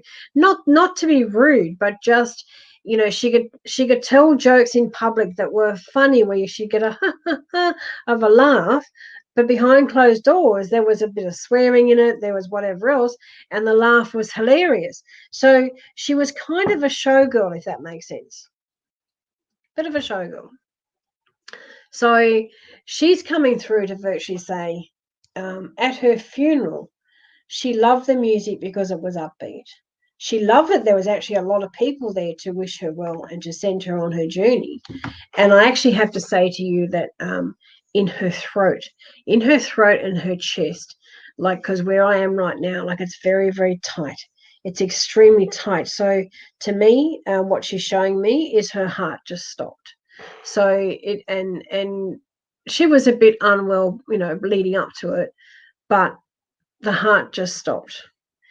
And somebody was with her at the time, and somebody said to her, stroking her arm, and I believe the left arm, that it was okay to go. And she respects that. And she transitioned. And it was really, really nice. So if anyone has a nan, an auntie, then you're feeling that she's not around, and if any of those features resonate with you at all, please jump on the comments and say, oh yes, she belongs to me. That's Auntie, that's Auntie Vera or Auntie Faye, because those two names come to mind as well. But yeah, just a loving lady, and she's been waiting for a long time to connect, and she can't seem to me, she's kind of saying she doesn't know how to connect, which is why she feels like that she not that she feels unloved, but because she doesn't know how to, she's just a little bit lost. And so I just need to help her find her way. So if anyone can take ownership of that, I'd appreciate that, because she's a beautiful soul. Okay, I'm going to jump back to this one now. Is there someone or something keeping my little awake and stopping her from falling asleep? Also, just quit work. Have 2 weeks left, slightly freaking out and just hoping I've made the right decision. Chloe, I want to touch on the work first. You have made the right decision. It was a tough decision to make because of your circumstances, but it was the right decision. You deserve better.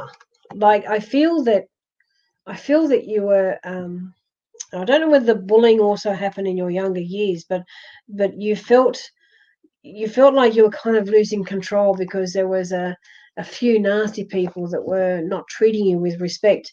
And I guess with that, and I guess if it happened, in your younger years as well, as I guess you got to a point where you'd had enough because you were being disrespected and your voice wasn't being heard. And when you're not being heard, and you work your guts out and you're doing everything right, but you're not being heard, a lot of us would just throw in the towel. You know, I don't want to kind of reprimand you for saying that maybe you should have like waited it out and looked for another job, because that's all in hindsight now. You've done what you've done. But I don't think you should regret it at all. Yes, times are hard. And look, just keep looking. Something will fall in your lap. I know you're saying you have 2 weeks left, but I actually don't see you getting anything else for about another month. And don't be frightened of that, because I feel that with the new laws, I think I haven't looked them all up, but the new laws in regards to job seeker and whatever else that the government are putting out, maybe just check on that. Maybe just check to see what if there is anything available to you, and don't spend time freaking out on it, because when you're freaking out on your decision, you're giving yourself bad energy that you're throwing off to others. So your outer energy would be very cold.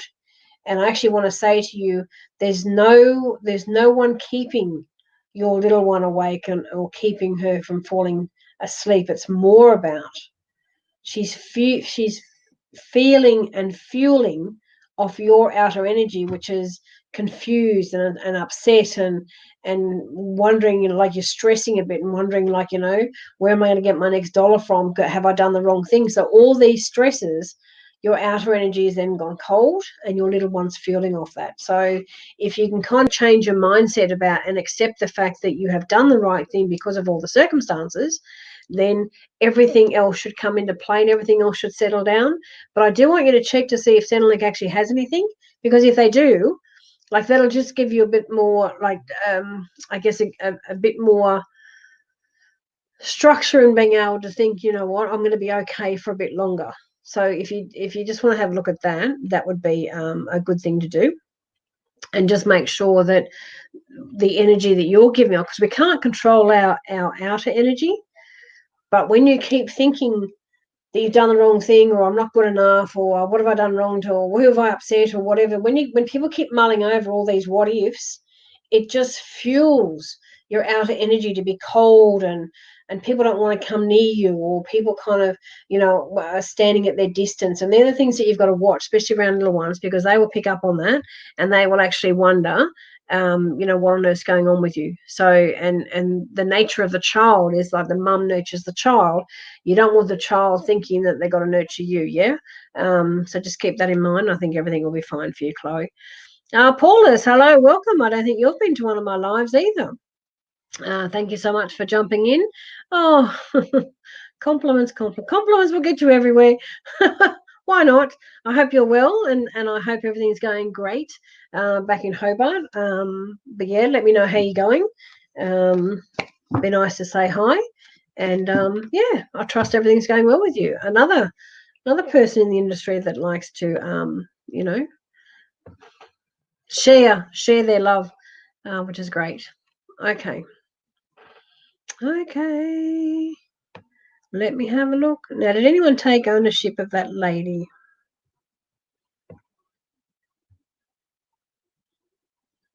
No. Okay. Maybe she's passing through, finding her way.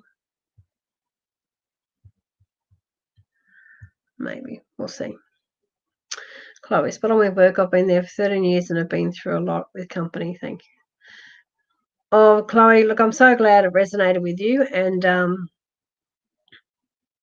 yeah, just keep working on who you are, and when you've been there that long and someone still is not hearing your voice and still not understanding and respecting you for who you are and everything that you do, why on earth would you want to give them all your time and energy. It's, it's about finding that balance. And when you've been so loyal and dedicated and someone wants to whip that out from underneath you, man, you feel like, well, I won't say what you feel like, but you would, there's a sense of, the respect that you had for certain people would then just go. Because, I admire anyone who gives, a company, loyalty, dedication, treats it like their own business as such. And when you get that whip from underneath you, or, someone disrespects you, and, that's kind of like, poof, you're kind of thrown into turmoil and go, and you think, wow, what did I do wrong? But then they kind of talk differently or treat you differently, and you kind of go, do you know what? I'm better than this. So, Chloe, like 13 years is a long time to give a place where they've, lost some respect for you or whatever the case may be, but you don't need that. And I'm glad now that you're actually okay with your decision, because I kind of hated it when, if you're feeling, you kind of feel guilty that you've made the decision, or have I done the right thing, or can I, get all this for my family, or can I pay all my bills, and all those sorts of questions just, excuse me, they just impact on your stress levels, and then more things can go wrong. So yeah, I'm glad that you're okay with that decision now. Okay. Good for you. I like the good for you ones, because yeah, it's up to you. You've people have got to be more respectful of themselves, and get back their own self-worth, and understand we're it's not all about money, but when we're good at what we do and we're loyal to where we are, you should matter. And if someone's life doesn't matter to you when you've given them so much, well, why are you there? So yeah, Cleo, good on you. Oh, hello, darling couple. Oh, it's so nice that you love watching me. You're so beautiful. See, more people in the industry that work. I mean, Spider, she was this, I've got Edward Hutton up on the screen. Spider and Michael. Spider was last year's Psychic of the Year, through spirituality and so forth. And she does the mind, body, spirits and whatnot. And I get to see her quite often in all the mind and body, spirits. And we don't see one another on PTV really, because the show hasn't come back yet. But she mans those phone lines more than what I do, because I don't seem to get the time. And then I've been crook and in hospital, and I haven't manned the phones for a while. So a bit slack on that one. But I know everybody understands why I haven't logged in, and I know they respect the reasons why I haven't, which is wonderful. So yeah, Spider, I'm glad you're enjoying. I hope to see you here more often. All good. Hello, Emma. New here. Can you see me having a baby and the time frame or any insight? Okay. Emma, having a baby, things have, I know it's your first time here and you may not know how I operate, and what I want to say to you is I'm very respectful in what I say. I sense and I see and I hear, and what I hear with you is that the more stress you're putting yourself under to actually have a baby, the less chance it is that it's going to happen. Because when you put so much stress on your body, it's like that you're demanding your body to deliver. And then when you try, it doesn't seem to work, because, how can I say this very respectfully? Your inner organs become so tense with the amount of stress that it can't deliver what you're trying to give it. I hope we're all adults here, and I'm hoping that you understand what I'm saying. But it is more about ease up on yourself in regards to the thought process of having a bubs, because we all love to have bubs in our lives, and we all want to, virtually majority of us want to have bubs. My little Bubs is not little anymore, 29, flew the coop a while ago. However, you know, having a Bubs is the best feeling in the world. And when you struggle to think, why aren't I pregnant, and why aren't I having, why haven't I fallen pregnant, and all I want is a baby, and what's wrong with me, and all those comments that come into your mind, this is what's disturbing the normal process of falling pregnant and actually, having Bubs. And I do say this with respect because I know what I'm talking about. I've studied in some of these fields, for a long time. And it's more about, if anybody, apart from Emma here, if anyone is wondering why they haven't fallen pregnant and they've been trying for so long, just take a step back and work out what's up here. Because if up here is all about putting demands on yourself and a time limit on yourself, and why isn't it happening to me, and we need to try again tomorrow, and then you start passing those sorts of comments off to your husband, your partner, your lover, whoever, you're bringing in then, excuse me, a second party that's going to feel stressed, and they're going to start feeling like that they're not performing correctly, or there's something wrong with their performance. Is there something, am I not fertilizing enough? Like all these sorts of things, excuse me. And then you're casting doubt and stress amongst two people rather than one. So Emma, I'm speaking with respect when I say stop putting the pressure on yourself. Start to sit back and put out to the universe that you, yes, and say it in a really loving, and when I say flippant, I don't mean to brush it off as if it's nothing, but don't say it so demanding, and don't put the demands on the time limit on your body. Start saying to yourself and to the universe, I'm longing and looking forward. Got a frog in my throat, sorry. To the day, that I can hold my Bubs. I'm engaging in cleaner and more calmer way of thinking, so I can adapt and I can appreciate my Bubs. I'm embracing who I am to welcome my Bubs. All these sorts of things, instead of saying to yourself, oh God, when am I going to fall pregnant? It hasn't happened yet, blah, blah, blah. These sorts of things, and the attitude is not going to make it happen. So if you can do some of that calming meditation on yourself and put out to the universe that you want to welcome Bubs into your world and stop putting time frames on it, it will happen. And I actually see two Bubs for you, not together. Not going to have twins, but two very, very close together. So the timing is kind of coming up, but I want to say to you, there's still a few months to go before anything can happen, because you need to unleash the stress that you put on your body. You have put so much stress into your body already that even if you started talking those words tonight, it's not going to happen overnight. You need to start those calmer thoughts to yourself for a few months, and then things will happen, yeah? So I wish you well on that, and please let me know, okay?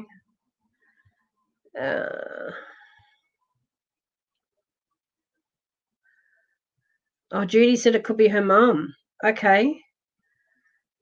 Judy, can you, if you get if you get time, if you're still here, or even later, can you connect with me and let me know if that was your mum, and let me know how it would resonate with you if she's feeling like lost and she's feeling like she can't connect with her loved ones. Can you please let me know that? That'd be great. Venus card for me from India. Oh, I've got some viewers from. I knew I had some international viewers earlier, and I'm glad I've still got them. So thank you, Venus, for joining in. Okay, what am I getting for you, my love? Okay. Oh, okay. There's some good and there's some good and there's some bad. How's that for a bit of a mixed bag? But that's okay, because we can work on the bad to get the good. Okay. I seen that you've got another one to help me foretell whether will be in a committed, happy relationship in the future. Okay, I'm glad now I've just seen that question with what the cards I've drawn for you when I said there was good and there was bad. Now the bad I'll get rid of that first, shall I? It's more about with you, that there seems to be something from your childhood that has lingered and carried forward to the woman you are today.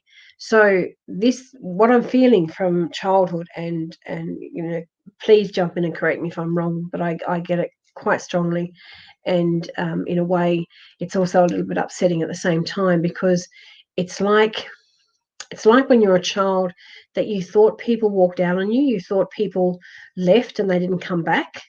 So that word of being left alone or being abandoned seems to come through very, very strong.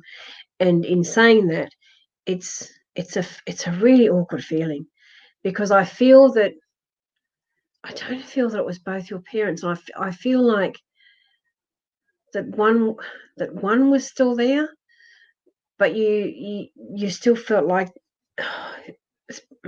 Spirit shows me you. I have to go back to you. Spirit shows me you on your own as a child. They kind of put me in this room, and you're kind of huddled up like the naughty. How can I say this? Like the naughty child in the corner. This is how I'm being shown. And but you were crying, and you hadn't been hurt, but you, like, physically, but you felt like that you were just alone in this room, and that you just felt like nobody loved you, and that is really, really sad. However, there was love there, but I feel like it came from an outer relative, if that makes sense. But those sorts of years, you seem to have adapted well with this outer relative.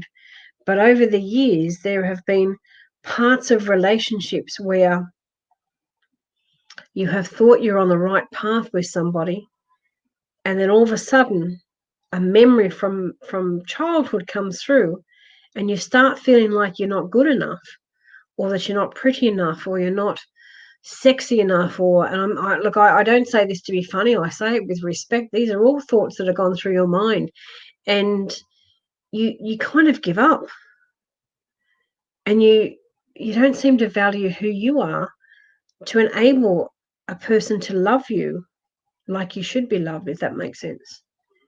And that's also sad.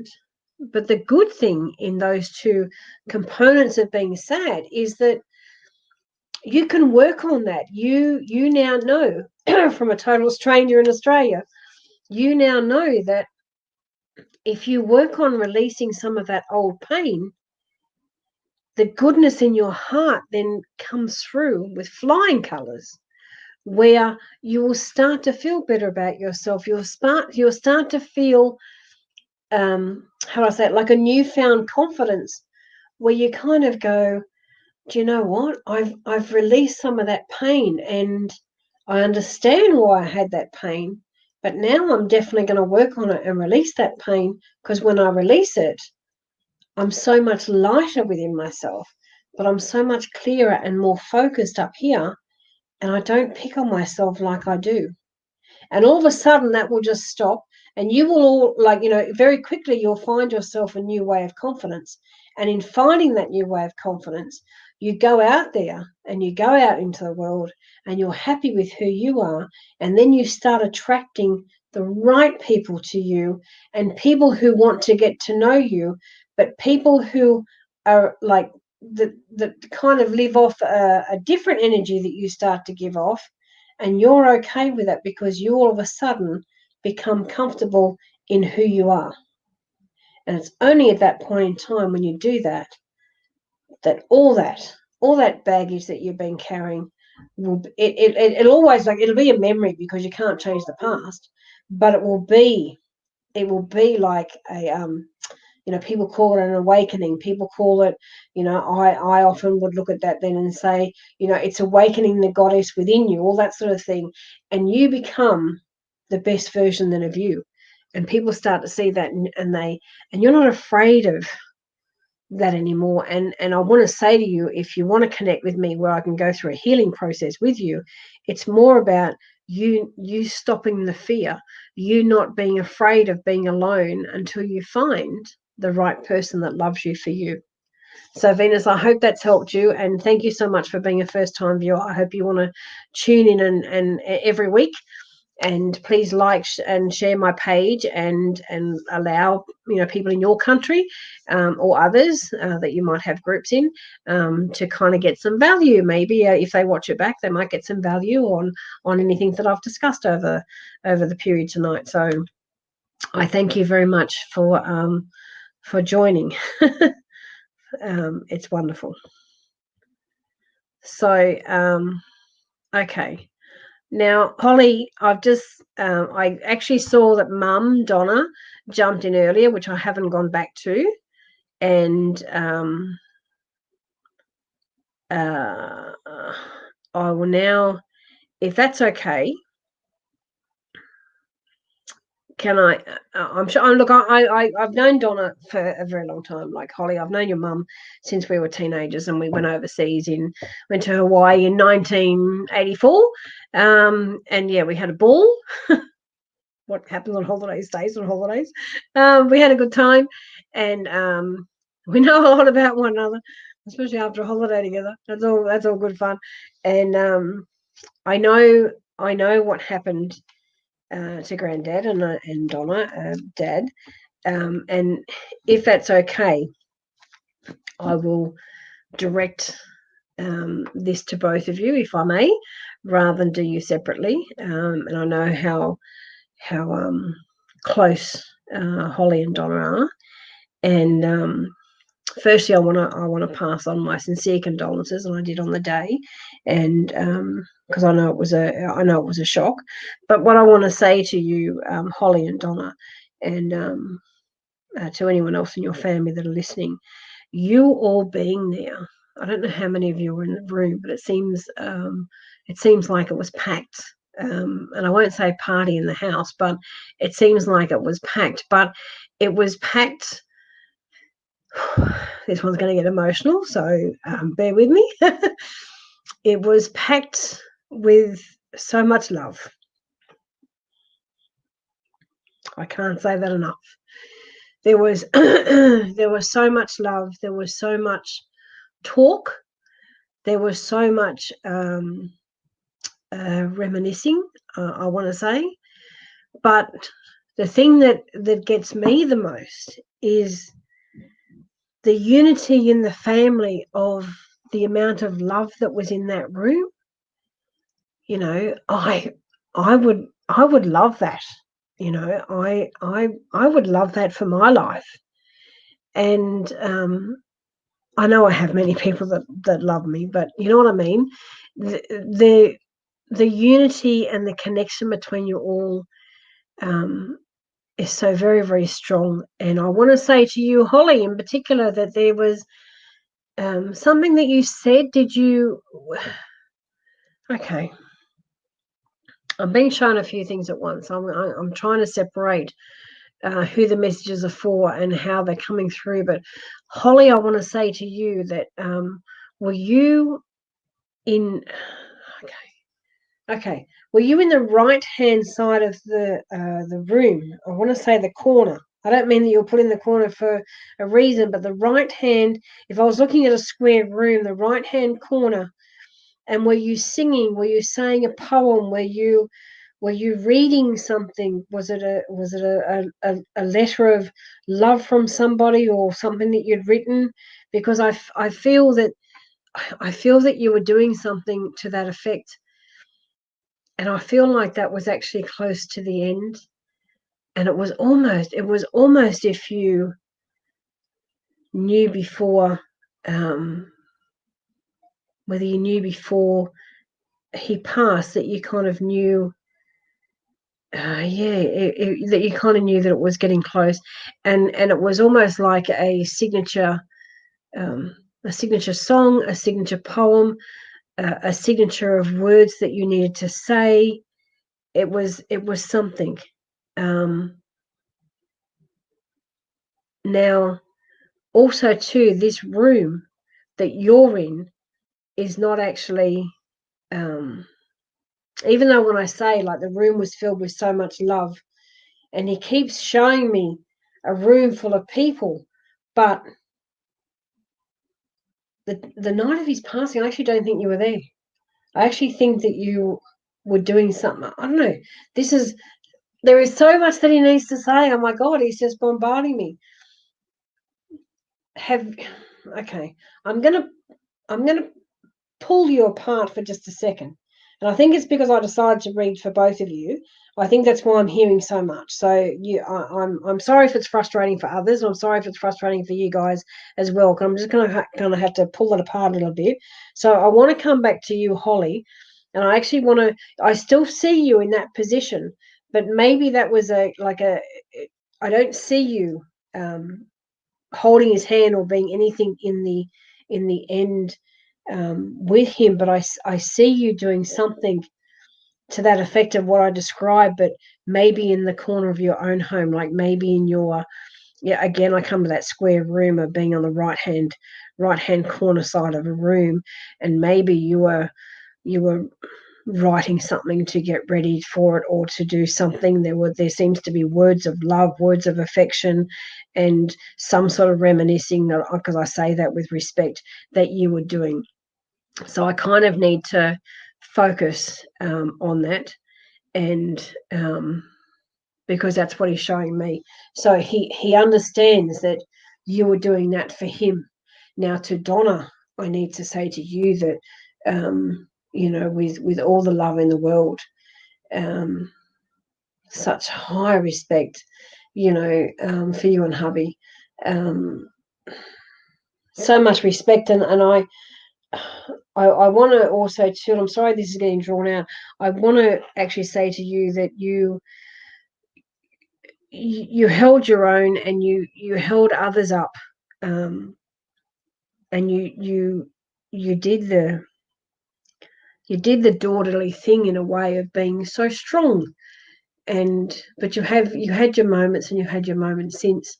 But how proud he is that you did that, because he knew you were hurting, knew very much that you all were hurting, but there's nothing he could have done, and there's nothing that any one of you could have done to make it any different. And he's sorry that he left in such a way that was so quick to you, and maybe you guys felt like you didn't have enough time, but he wants you to understand that he needed to, because he's not in any pain anymore. He's not suffering anymore, and he just, that was just his time. But from his love, he's saying that respect and gratitude. He's so grateful that he felt so much love that he knew he could go. Do you know what I mean? He was thankful that the love there was allowing him to go. And I just feel blessed that I kind of got his respect and everything with me, and he's kind of, he's smiling, saying that he's okay, and he knows that you're upset. He knows you will be upset for a while, but please, he's saying, please don't be upset, because he is okay. And there's an important date coming up. There is a date that is significant coming up, and he wants you to not be sad. He wants you to celebrate it as if he is there. And if it helps you at all, give him a plate of sausages. There seems to be a joke or something around sausages.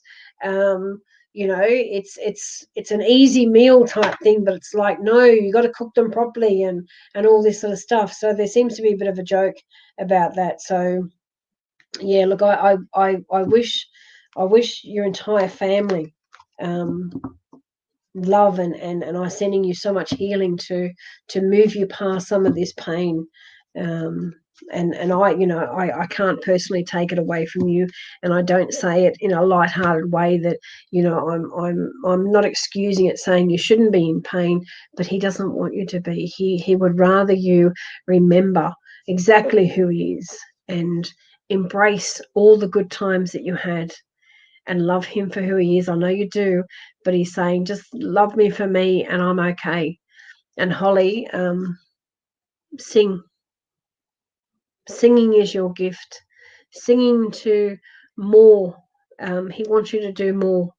There's more opportunities there if you look in the right areas. Apparently you're looking in the wrong areas, and you need to pull back on not being so, excuse the French, anal in trying to go one path. That path, put that side away for the moment and look at others. He will guide you.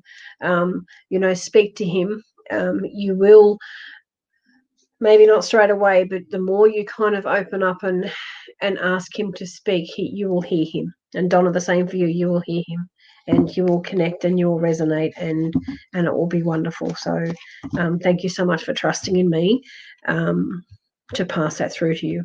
Okay. Love to you all. Love to you all. Special love to you all. Oh, Holly, that's lovely. Thank you so much. Beautiful. Oh, I'm just seeing now that you never went. So that was real, was it? So originally, like, yeah, he was showing you everything, and then I had to remove your part, and then I saw you in a different area. So thank you for clarifying that. Yeah. Okay. Okay, I posted before and now I can't find it. So can you give me any help for my daughter? Is she going to find a house to buy, and when will this happen? Okay, Joan. Let me have a look.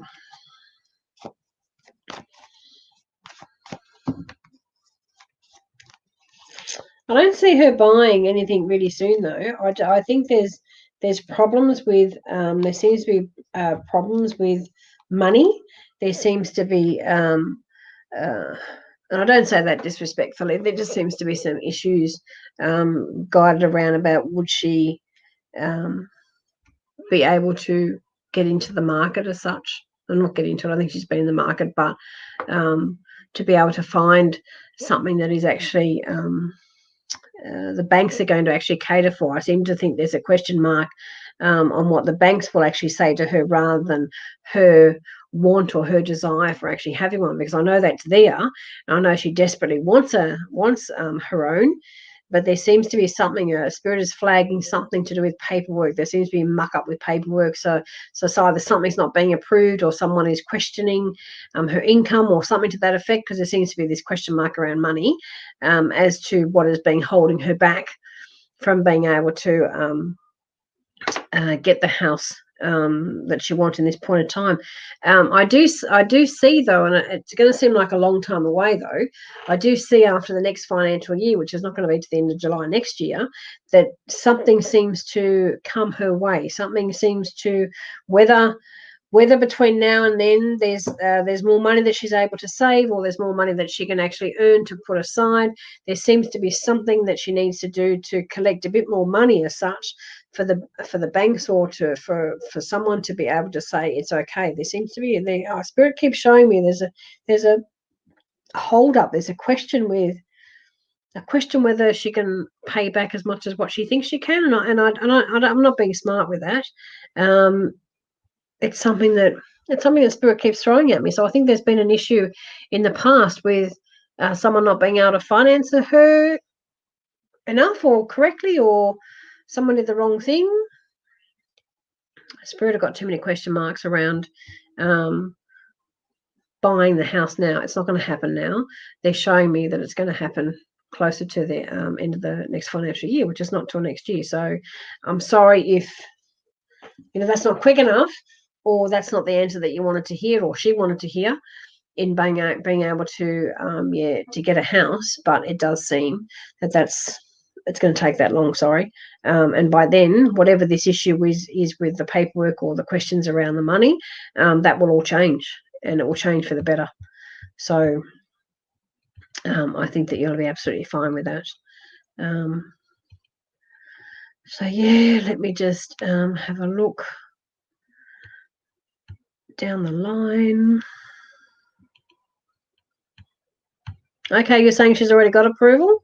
Okay, if she's got an approval, then whatever she sees that she likes, she's not going to have enough money for, because there seems to be that issue around the money.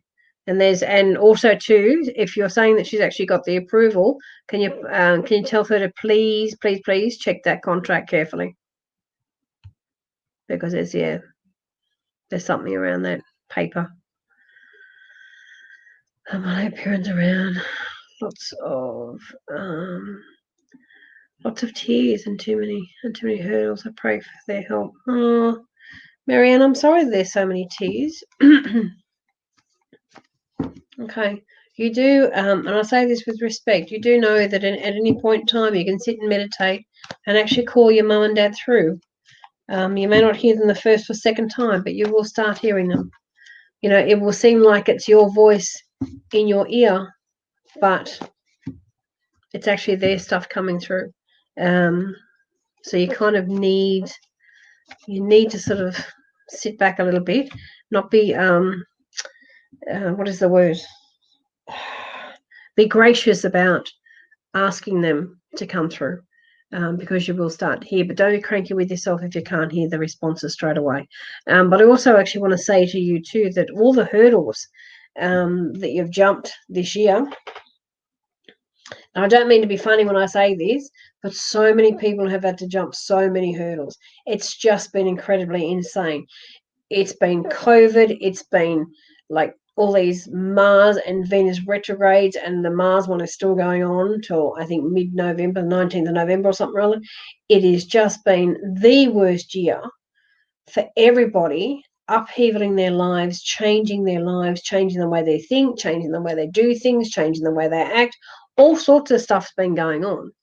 And I know that's all general, but the hurdles that you've been doing and going through is just, I know you feel like you've been doing it alone, but I want to say to you that, you know, you've got through them.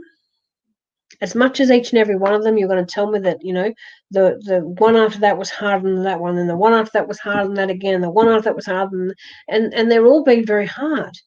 But you've come to the end of that road where you've got through that. Sit back and be grateful that you've got through it. And I know that you're hurting, and I know that some things feel like it's not fair.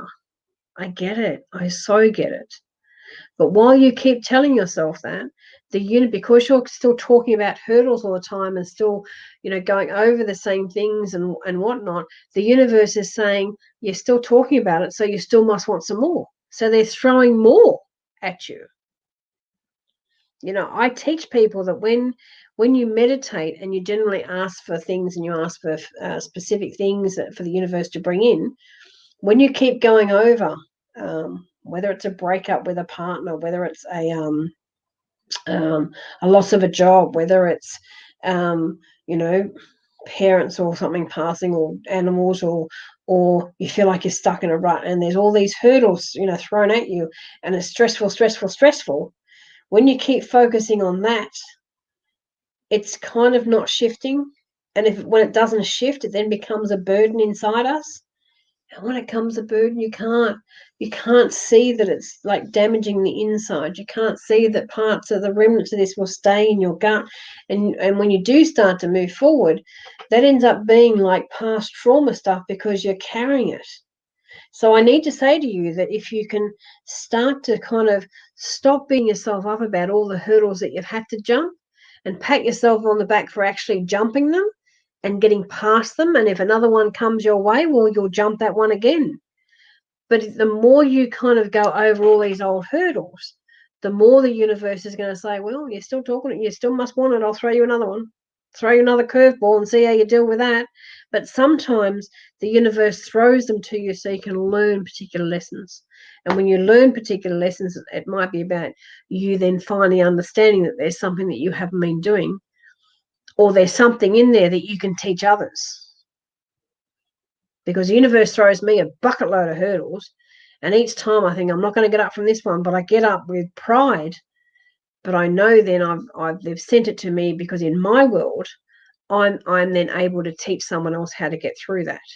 But that's in my world because of everything I do, not in your world. Your world is, you know, they're throwing you hurdles, but are you learning from them, or are you keeping them and then going through something similar? There's things there that you need to focus on. And with your parents, like there is so much love for you, and there's so much I want to say there is a significance with a white flower in a it's not a bowl. What is that? it's not a bunch of flowers. It's like a three-stemmed, I can't even call it a sprig, can I? Because there's three stems. So there seems to be three stems of a white flower that is significant somewhere in a vase, somewhere you've kept that, or you've got that somewhere because it reminds you of mum, or mum used to grow these particular flowers. So yeah, so mum's just sort of saying, yeah, keep up the good work with that, because you seem to have taken on her green thumbs. So yeah, love and respect to you. Okay. Okay. What am I looking at here? I'm going to put this long one up for a minute. I'm in New Zealand. I'm wondering if I should take my daughter out of the boarding house she's in for school. She's playing up. I don't know if she's playing me at the moment to get her way, or if it's genuine. Sometimes she calls Phil. Sometimes she calls behind this. Okay.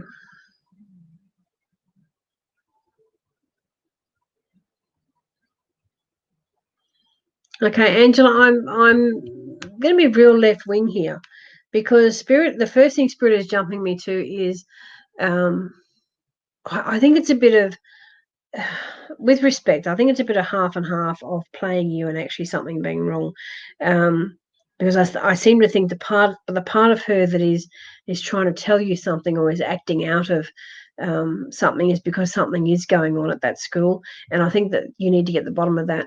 But I also want to say to you that there's also a mixture of stuff going on in her body that I think she's out of whack in a lot of things.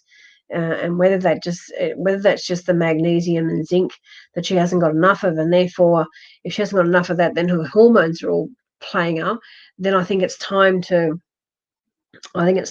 get bloods taken. I think it's time to either, I don't know how you feel about like a naturopath as such, because I with that zinc and magnesium, but if they're low, which is what I'm hearing from Spirit, if they're low, then I'm kind of wondering if some of her behavior has been affected by those at the same time.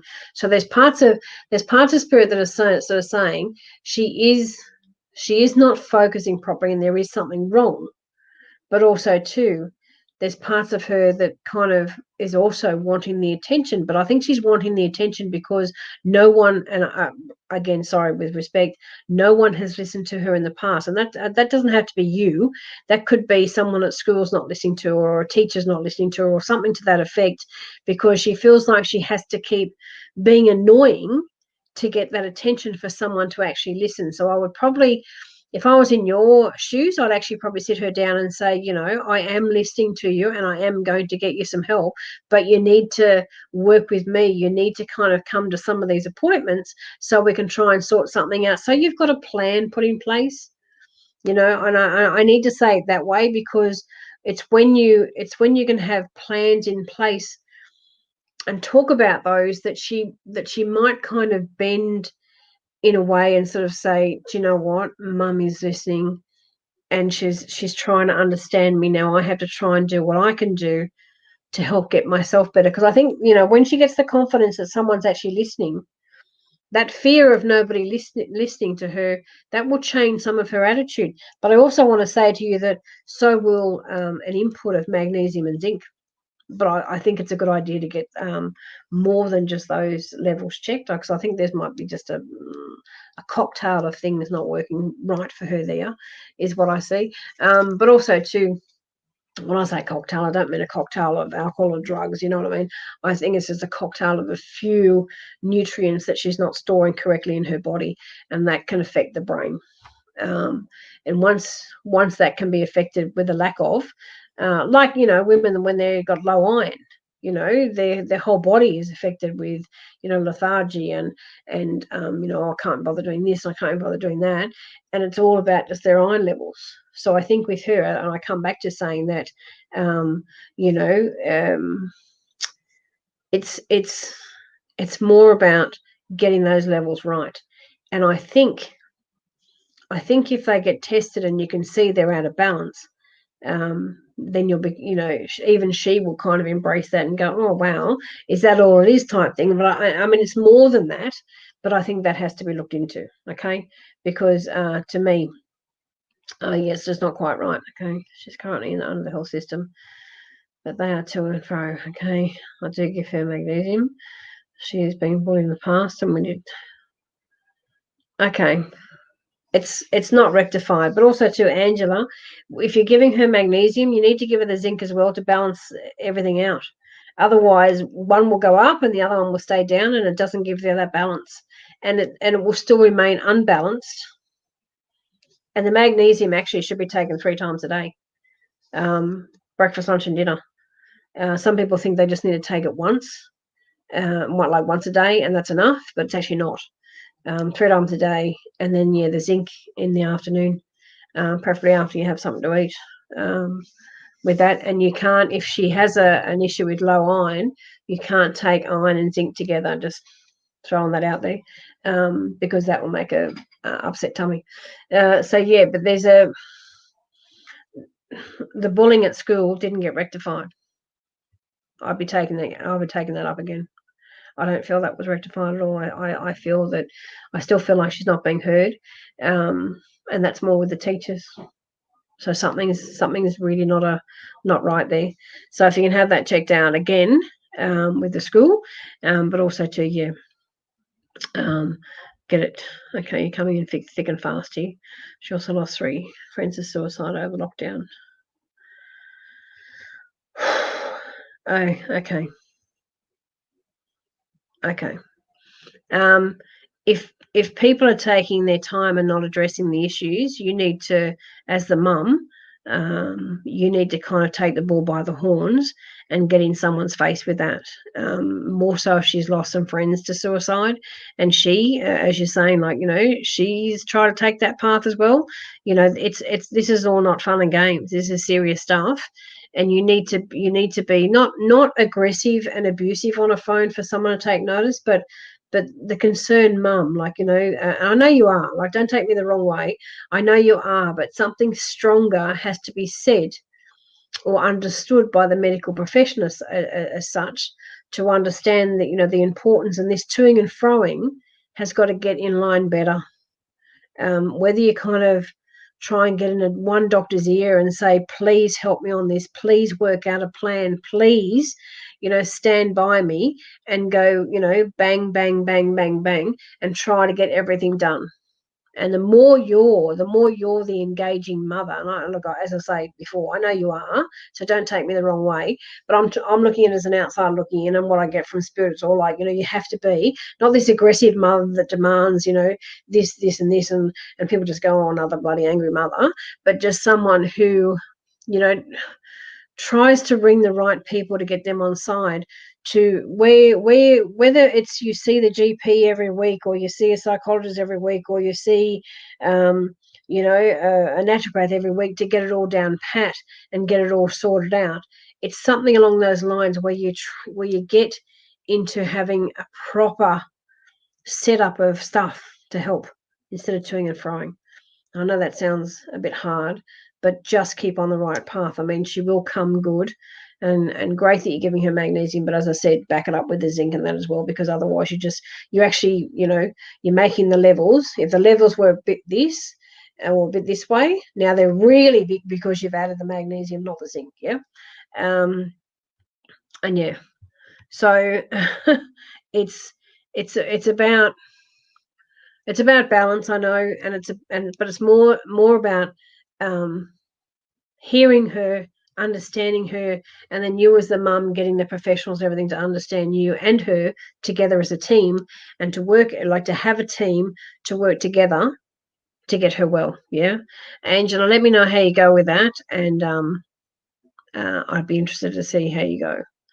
I wish you all the luck, and I hope someone just starts to listen. So bless you. I started with my son asked me to. This means he wants to talk to me. He hasn't as yet, but he will when he's ready. I'd like to know if his procedure on Thursday will help fix my health at the moment. I do trust both my specialist and my GP as well.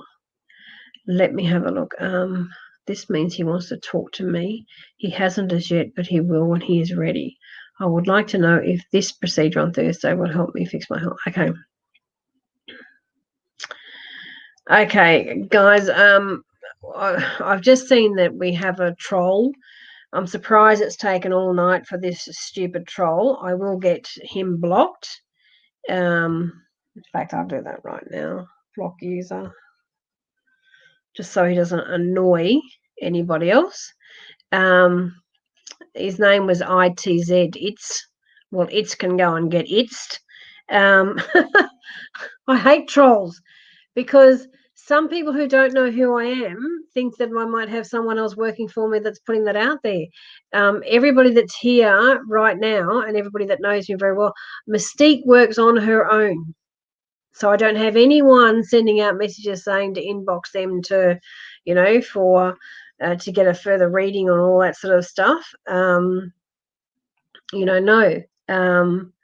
Yeah, so tell it's I've blocked it's, so although he's just come up with another one. I thought I'd blocked him. Block use, I'll do it again. User was blocked. He'll probably come up under a different thing now. Tasha, you report them for me. Thank you so much. Oh, Tracy is thank you. I know everybody looks out for the idiots that come on board because it wastes their time as much as it wastes my bloody time. But yeah, okay, Angela, you've jumped back in again. You are definitely spot on. We totally feel the same. Thank you. And I have booked during next week again to do something to be heard. I just needed that confirmation that it's just not teenage problems. Thank you. I'll get some zinc too. You're amazing. Thank you so much. Angela, bless you. Thank you for your wonderful validation, and thank you for your compliments. Compliments are always welcome.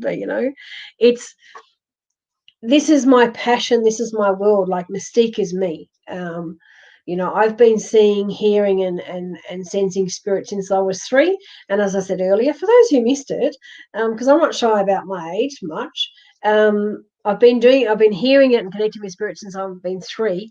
And in November, I'm 60. That's right. 60. You'd never know it, would you? I'm going to be nice about myself for a change. But yeah, so it's a long time connecting with spirit. So, different things have happened over the years that, sometimes spirit wasn't as clear when I was younger, or sometimes it was really higgledy-piggledy and I never knew how to work out this, that, and the other. But, here we are later, turning 60 this year. And I know exactly what we're doing with spirit. But Mystique is my world. And I do have a few Mystique different pages on Facebook. All of you, please, if you'd like to like them, follow them, share them if you wish to any groups that you have, just so people can get a feel of who I am or what I do, and what I do. Because giving my time up for you guys, it's I feel is also important. Like, I'm not all about the dollar. And yes, it's wonderful to have paid clients, and I have, quite a few of them internationally as well as, in Australia. And then I do all the mind, body, spirits, and I do the Royal Easter Show with a few other beautiful psychics, as well. And we do have a business, or I have a business and whatever, that I rely on that as well. But it was only when COVID hit that I realized there were so many people who weren't getting any help, or that couldn't afford to get any help, or their lives were just in turmoil. And mine changed too. My life changed in COVID as well. Like, that nobody booked into Mystique for a month, and then in my other job that all changed, and that still changed. Like, I only work a couple of days a week now for the company that I worked full time for. So everything changes, but I don't want you guys to change who you are, because I still want you guys to be the best versions of you. And I'd love to help millions if I could. But if you can share my pages, and especially some of these live ones, then other people, whether it's internationally or Australia or whatever, everybody then gets. Sometimes when the reading is not for them, it resonates with them because something similar might be going on in their life. So their name may not be on the screen and the question may not be theirs, but it resonates with them because something in it has triggered something in them, or some of my advice or messages from spirit have also triggered something in them, so it's wonderful. I feel privileged and blessed to be able to come into your homes and invade your homes, if you like, and for you guys to be patient. I'm just looking at the time, and it's like nearly 2.5 hours. Like, in theory, who wants to listen to me for 2.5 hours? I could be here all night. No, I couldn't, because my throat's already starting to go. But even being here for this long, it doesn't, to me, I know I'm helping heaps, and I know that there'll be people who will watch it later and get something out of it still. So please, if you can like and share the page, it will be, it's wonderful for others to just tune into and watch it when they feel like they can. And if somebody else gets something out of it, all the better for all of us. All the better for many people, to get something, and I don't care where anyone is, because it's all about sharing, isn't it? It's all about sharing. So this lady says she's from the United States, South Georgia, and then she's jumped in and said, because someone shared that she's here. And see, this is what I mean. It's and thank you, just thank you for saying that, because if I have helped your friend or whoever shared it for you, if I help them on another live, and now you've gained some insight, or you've got to see who I am, and whatever else from here, from tonight, then all the better. Like, oh, my dog's going crazy. Can't even dress myself. See, it's too long. It's all the better. It's all about helping one another. And you know what? And you jumped in again. I would never guess you were 60. But let me just say, sweetheart, you have aged well. It looks like you were 35, 40. Oh my God. I love you. I love you. I love you. Thank you. I maybe bottle that comment and just throw that around to all my friends and say, hey, look at me. Apparently I'm 35 or 40 and I'm not 60. But yeah, no, in all seriousness, thank you for a lovely comment. And I do try and look after my skin. I do have, and worldwide, you would know the brand L'Occitane, and I use that. And I also use Dr. Nassif, or Nassif, as some people call him, one of the doctors on that show, Botched. He brought out a line of creams and some serums, and I use that as well. So not that I get any royalties from mentioning who they are, but since you gave me such a wonderful comment, I just thought I would share that. So they are two brands that are very close to my heart. They're not the cheapest on the block, but I always try and get some of those when they're on special. So yeah, it's all good. Oh, Donna, thank you. I try hard. You have a sweet spirit. I've enjoyed. Oh, thank you so much, Crystalline. Look, I hope you've enjoyed coming on. Like, you shared with us that you're only here because someone shared it to you, and so I'm grateful. And if you can share it on to someone else as well, or to another group, that also would be fantastic too. Oh, 38 have more wrinkles than me. No, just you know what the trick is. I hate to say this because I worked in cosmetics years ago, and if Donna is still on, and a few others that know me from, like, Rob Sterling, if he's still here, he's probably asleep, or it's probably, I don't know what the football scores are. So if anyone was watching the football, please tell me what the scores were. But in hindsight, I actually laid out in the sun when I was young, and with baby oil. Gross, I know, but also I kind of stopped all that because I realised how bad it was, and I was always pretty tanned, and I haven't actually sat out in the sun for a long time now because I'm too busy. That's my main excuse. Actually, I'm too busy. But in hindsight, like, I do and always have used good products on my skin. And my mum, or actually my nan, years ago started me off on Pond's facial cream, or whatever it was called. And then, my mum. Then I got into cosmetics and learned the tricks of the trade of you know, should be using at least one decent cream on your face is what you should be doing. At least, if nothing else, just one decent cream on your face, you know, is the best thing that you can do. Okay, Tasha, first time watching you. I'd love to know if my nan has any messages for me, or if there's anything I need to do to make my business successful, please. Thank you. Okay. Now this is probably going to be my last one because we really are on 2.5 hours, and I'm starting to like obviously push my luck where tomorrow I'll probably have no voice at all. So I do want to say to everybody, if you've liked what you've heard, liked what you've seen, please let me know. Please comment. Please inbox me if I can help you in a private reading or healing or whatever the case may be. If you want to have more in depth, I do try and get on here every Saturday night. The last few weeks, the last couple of months, it's been a bit of hit and miss due to, like, you know, emergency surgery in the hospital and all that sort of stuff. So yeah, I'm sorry that it was a bit of hit and miss there for a while. I generally put up that that I'm here every Saturday night, and God willing, I will be here every Saturday night. However, if I have to cancel late because, like last week, I was asked to go and do something really, really important for someone passing, and I thought that was really, really necessary, so I did that. And then, of course, prior, being rushed to hospital, all that sort of stuff. Sometimes I can't.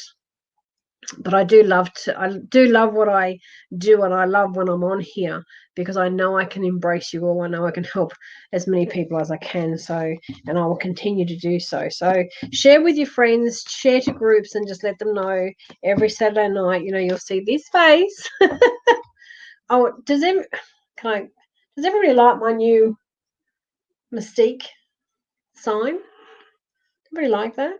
Because everyone knows, like, the lotus flower and feathers is normally my logo. But I had that done in the United States. So that's like a wrought iron thing. I think it came up really well. I love it.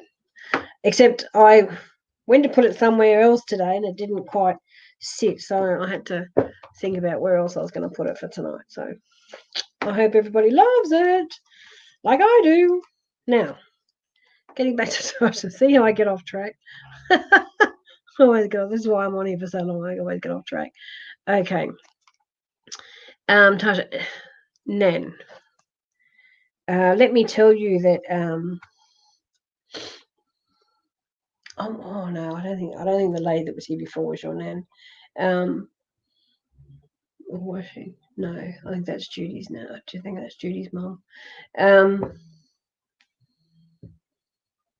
If I have your Nan at the moment, I want to say to you that she's she's certainly a woman of substance, but not a petite woman, but a woman with well, she's telling me herself, a woman with spunk, a woman that was told for a long time that she couldn't speak her truth, but she did anyway.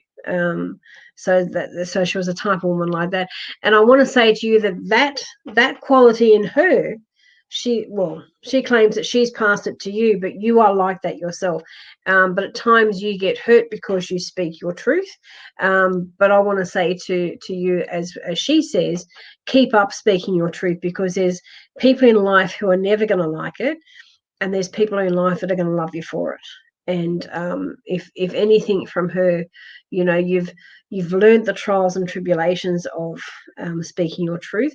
But in speaking your truth, when the right people are hearing it, you actually yourself, you're actually quite intuitive, and you help others in their journey at times as well. And she knows that as much as what you know it. And to make your business successful, please carry on the progress of speaking your truth, because when you do, the right people will listen. Because for a while, the wrong people have been listening, and they've been brushing you aside. And you know what?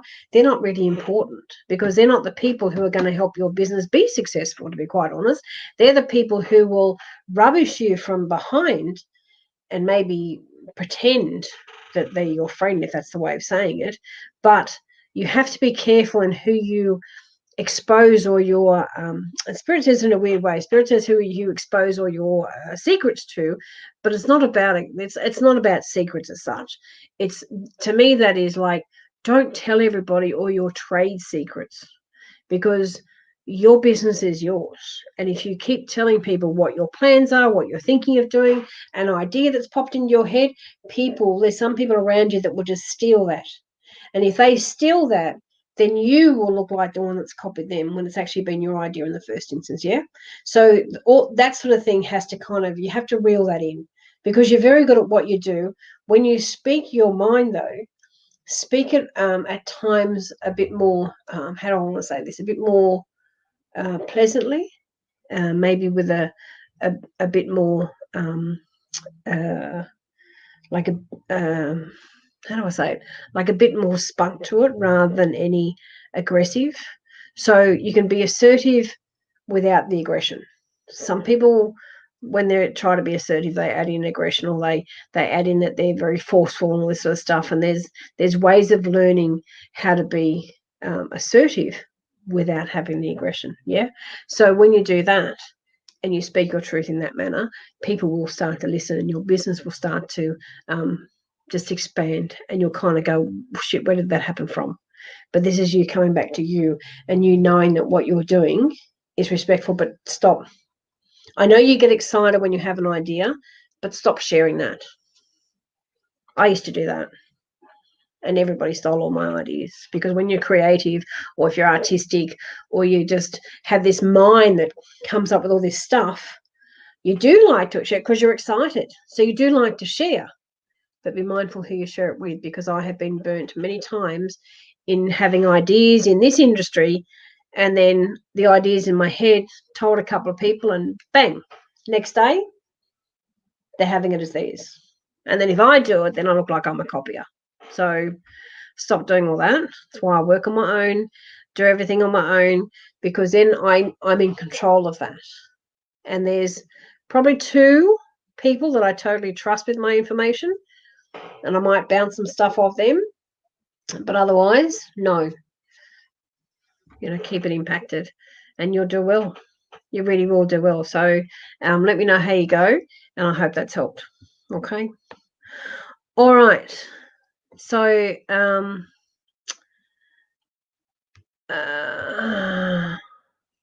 she's jumped back again.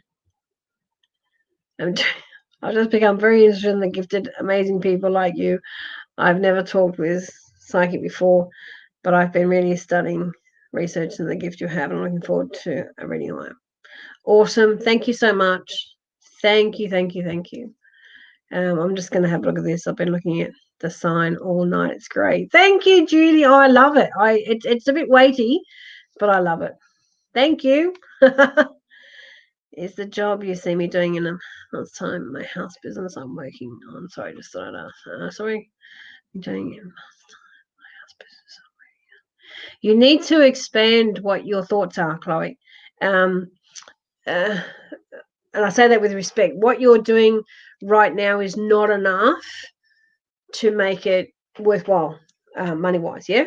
So you need to kind of sit back, put your thinking cap back on it, and just see how you can elaborate certain things and move things around, and you'll come up with the right idea, yeah? Okay. Now I'm just going to jump on this lady. I know you're new here. I have been going to over 2.5 hours. If you want to jump on next week and be one of the, early in the piece, we will certainly get to you. Yeah, so I'm sorry I've missed you tonight. But yeah, it'd be really good if people could jump on early and get their questions in. It'd be fantastic. Okay. Okay. No problem. No problem at all. No problem. Yeah, I totally get it. I totally understand. Totally understand. Now, I'm hoping I really haven't missed too many people tonight. I just keep seeing a couple. Like my grandfather rest on Tuesday. Just wondering if he's at peace. Oh, Lisa, with all due respects, yes, that is the very short answer. Yes, he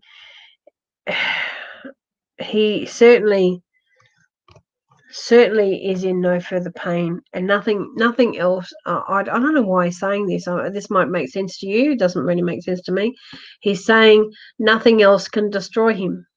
That's really sad that he's used the word destroy, but nothing else can kind of get him now. He's been through what he's saying. He's been to hell and back a few times in his life, and he was always quite a positive person. Then he kind of went a bit negative and a bit. I want to use the words angry there for a while before he kind of gained a new sense of him for a while. But yeah, at the end of the day, there was no more that could be done by anyone, and it was just his time. And what I do want to say is that, he thinks of you as his shining light, he tells me, and there seems to be a I hate it when spirits say issue. It's not an issue. There seems to be some relevance to your hair as opposed to his, and I think that's an inside joke. And also to, what is he saying about red? Okay, was there more red flowers on his coffin than any other color? He seems to be saying there was a lot of red, and that's okay, because a lot of red to him means pure love, and he knows he was loved, and he passes on his love to yourself and other members of the family, and he thanks you for everything that you did and everything that you even tried to do. Your love to him is very, very special, as is his love back to you. So blessings to you, my sweet, and thank you for joining tonight. Okay, I actually am going to go now because I've just gone on way too long. Jenny, your answer, absolutely yes. Yes. I have no qualms. Go in it with ease. Go in it with ease. Okay. What was the? Yeah, go ahead with it, and go in with a smile on your face. Don't be so worried about it, please. Please don't be so worried about it. Ray, I don't know what this means. There are some questions we're not meant to know, which is why some people doesn't get answered. Okay. Okay, Ray. Yes and no. I have to say that's not always the case, because I do this on my own, and the questions and the screen goes by so quickly that I can't, like, if I stopped every couple of minutes and say, oh, I'm just going to do this, I'm just going to do this, I'm just going to do this, you'd all get the dirt with me. So I lose the side with all the questions, because it just goes up so quickly. So if I miss anybody, it's not deliberate, and it's not always deliberate that spirit doesn't want them to know the answer. It's more about, if I had a partner or another psychic or whatever that were sitting here, and they were going through all the questions, and I was doing all the talking while they were going through them and popping them up, that would be a little bit different. But doing it on your own, I have to roll with because I work on my own. So I roll with what I've got. I ask everybody to be patient. I do try and get to everybody. But as you can see, like, it's 2 3/4 hour now. Like, I don't know anyone else that gives live feeds for this long. I really don't. And that's not floating my own boat. I just know that some people can't watch for that length of time. They can't listen to one person for that length of time, or they get bored, or if their question doesn't get answered quick, they just might jump off because they can't be bothered watching the rest. So, there's many reasons that things happen, and I hope that if I missed yours, I'm very, very sorry. I really am, and as I said, I try and be here seriously every Saturday night unless something unforeseen happens. So if you can come back next Saturday, that'd be fantastic. I know a few of you will always be here, and I'm very grateful for all the support I get given and shown. Okay, Jenny, don't. I used to always be like that too. My last procedure, which was an urgent one and whatever, and I was out for far longer than I should have been, and it was a breeze. I never had an issue with it, and I always have an issue with anesthetic. So please don't go in there with that in your head, because that makes it worse. Okay, I don't see anything bad that's going to happen. So I'm happy with that. Ray, thank you so much for understanding. I truly appreciate it. Okay. 2 3/4 hours, that's my record, I think, for these lives. I am going to sign off.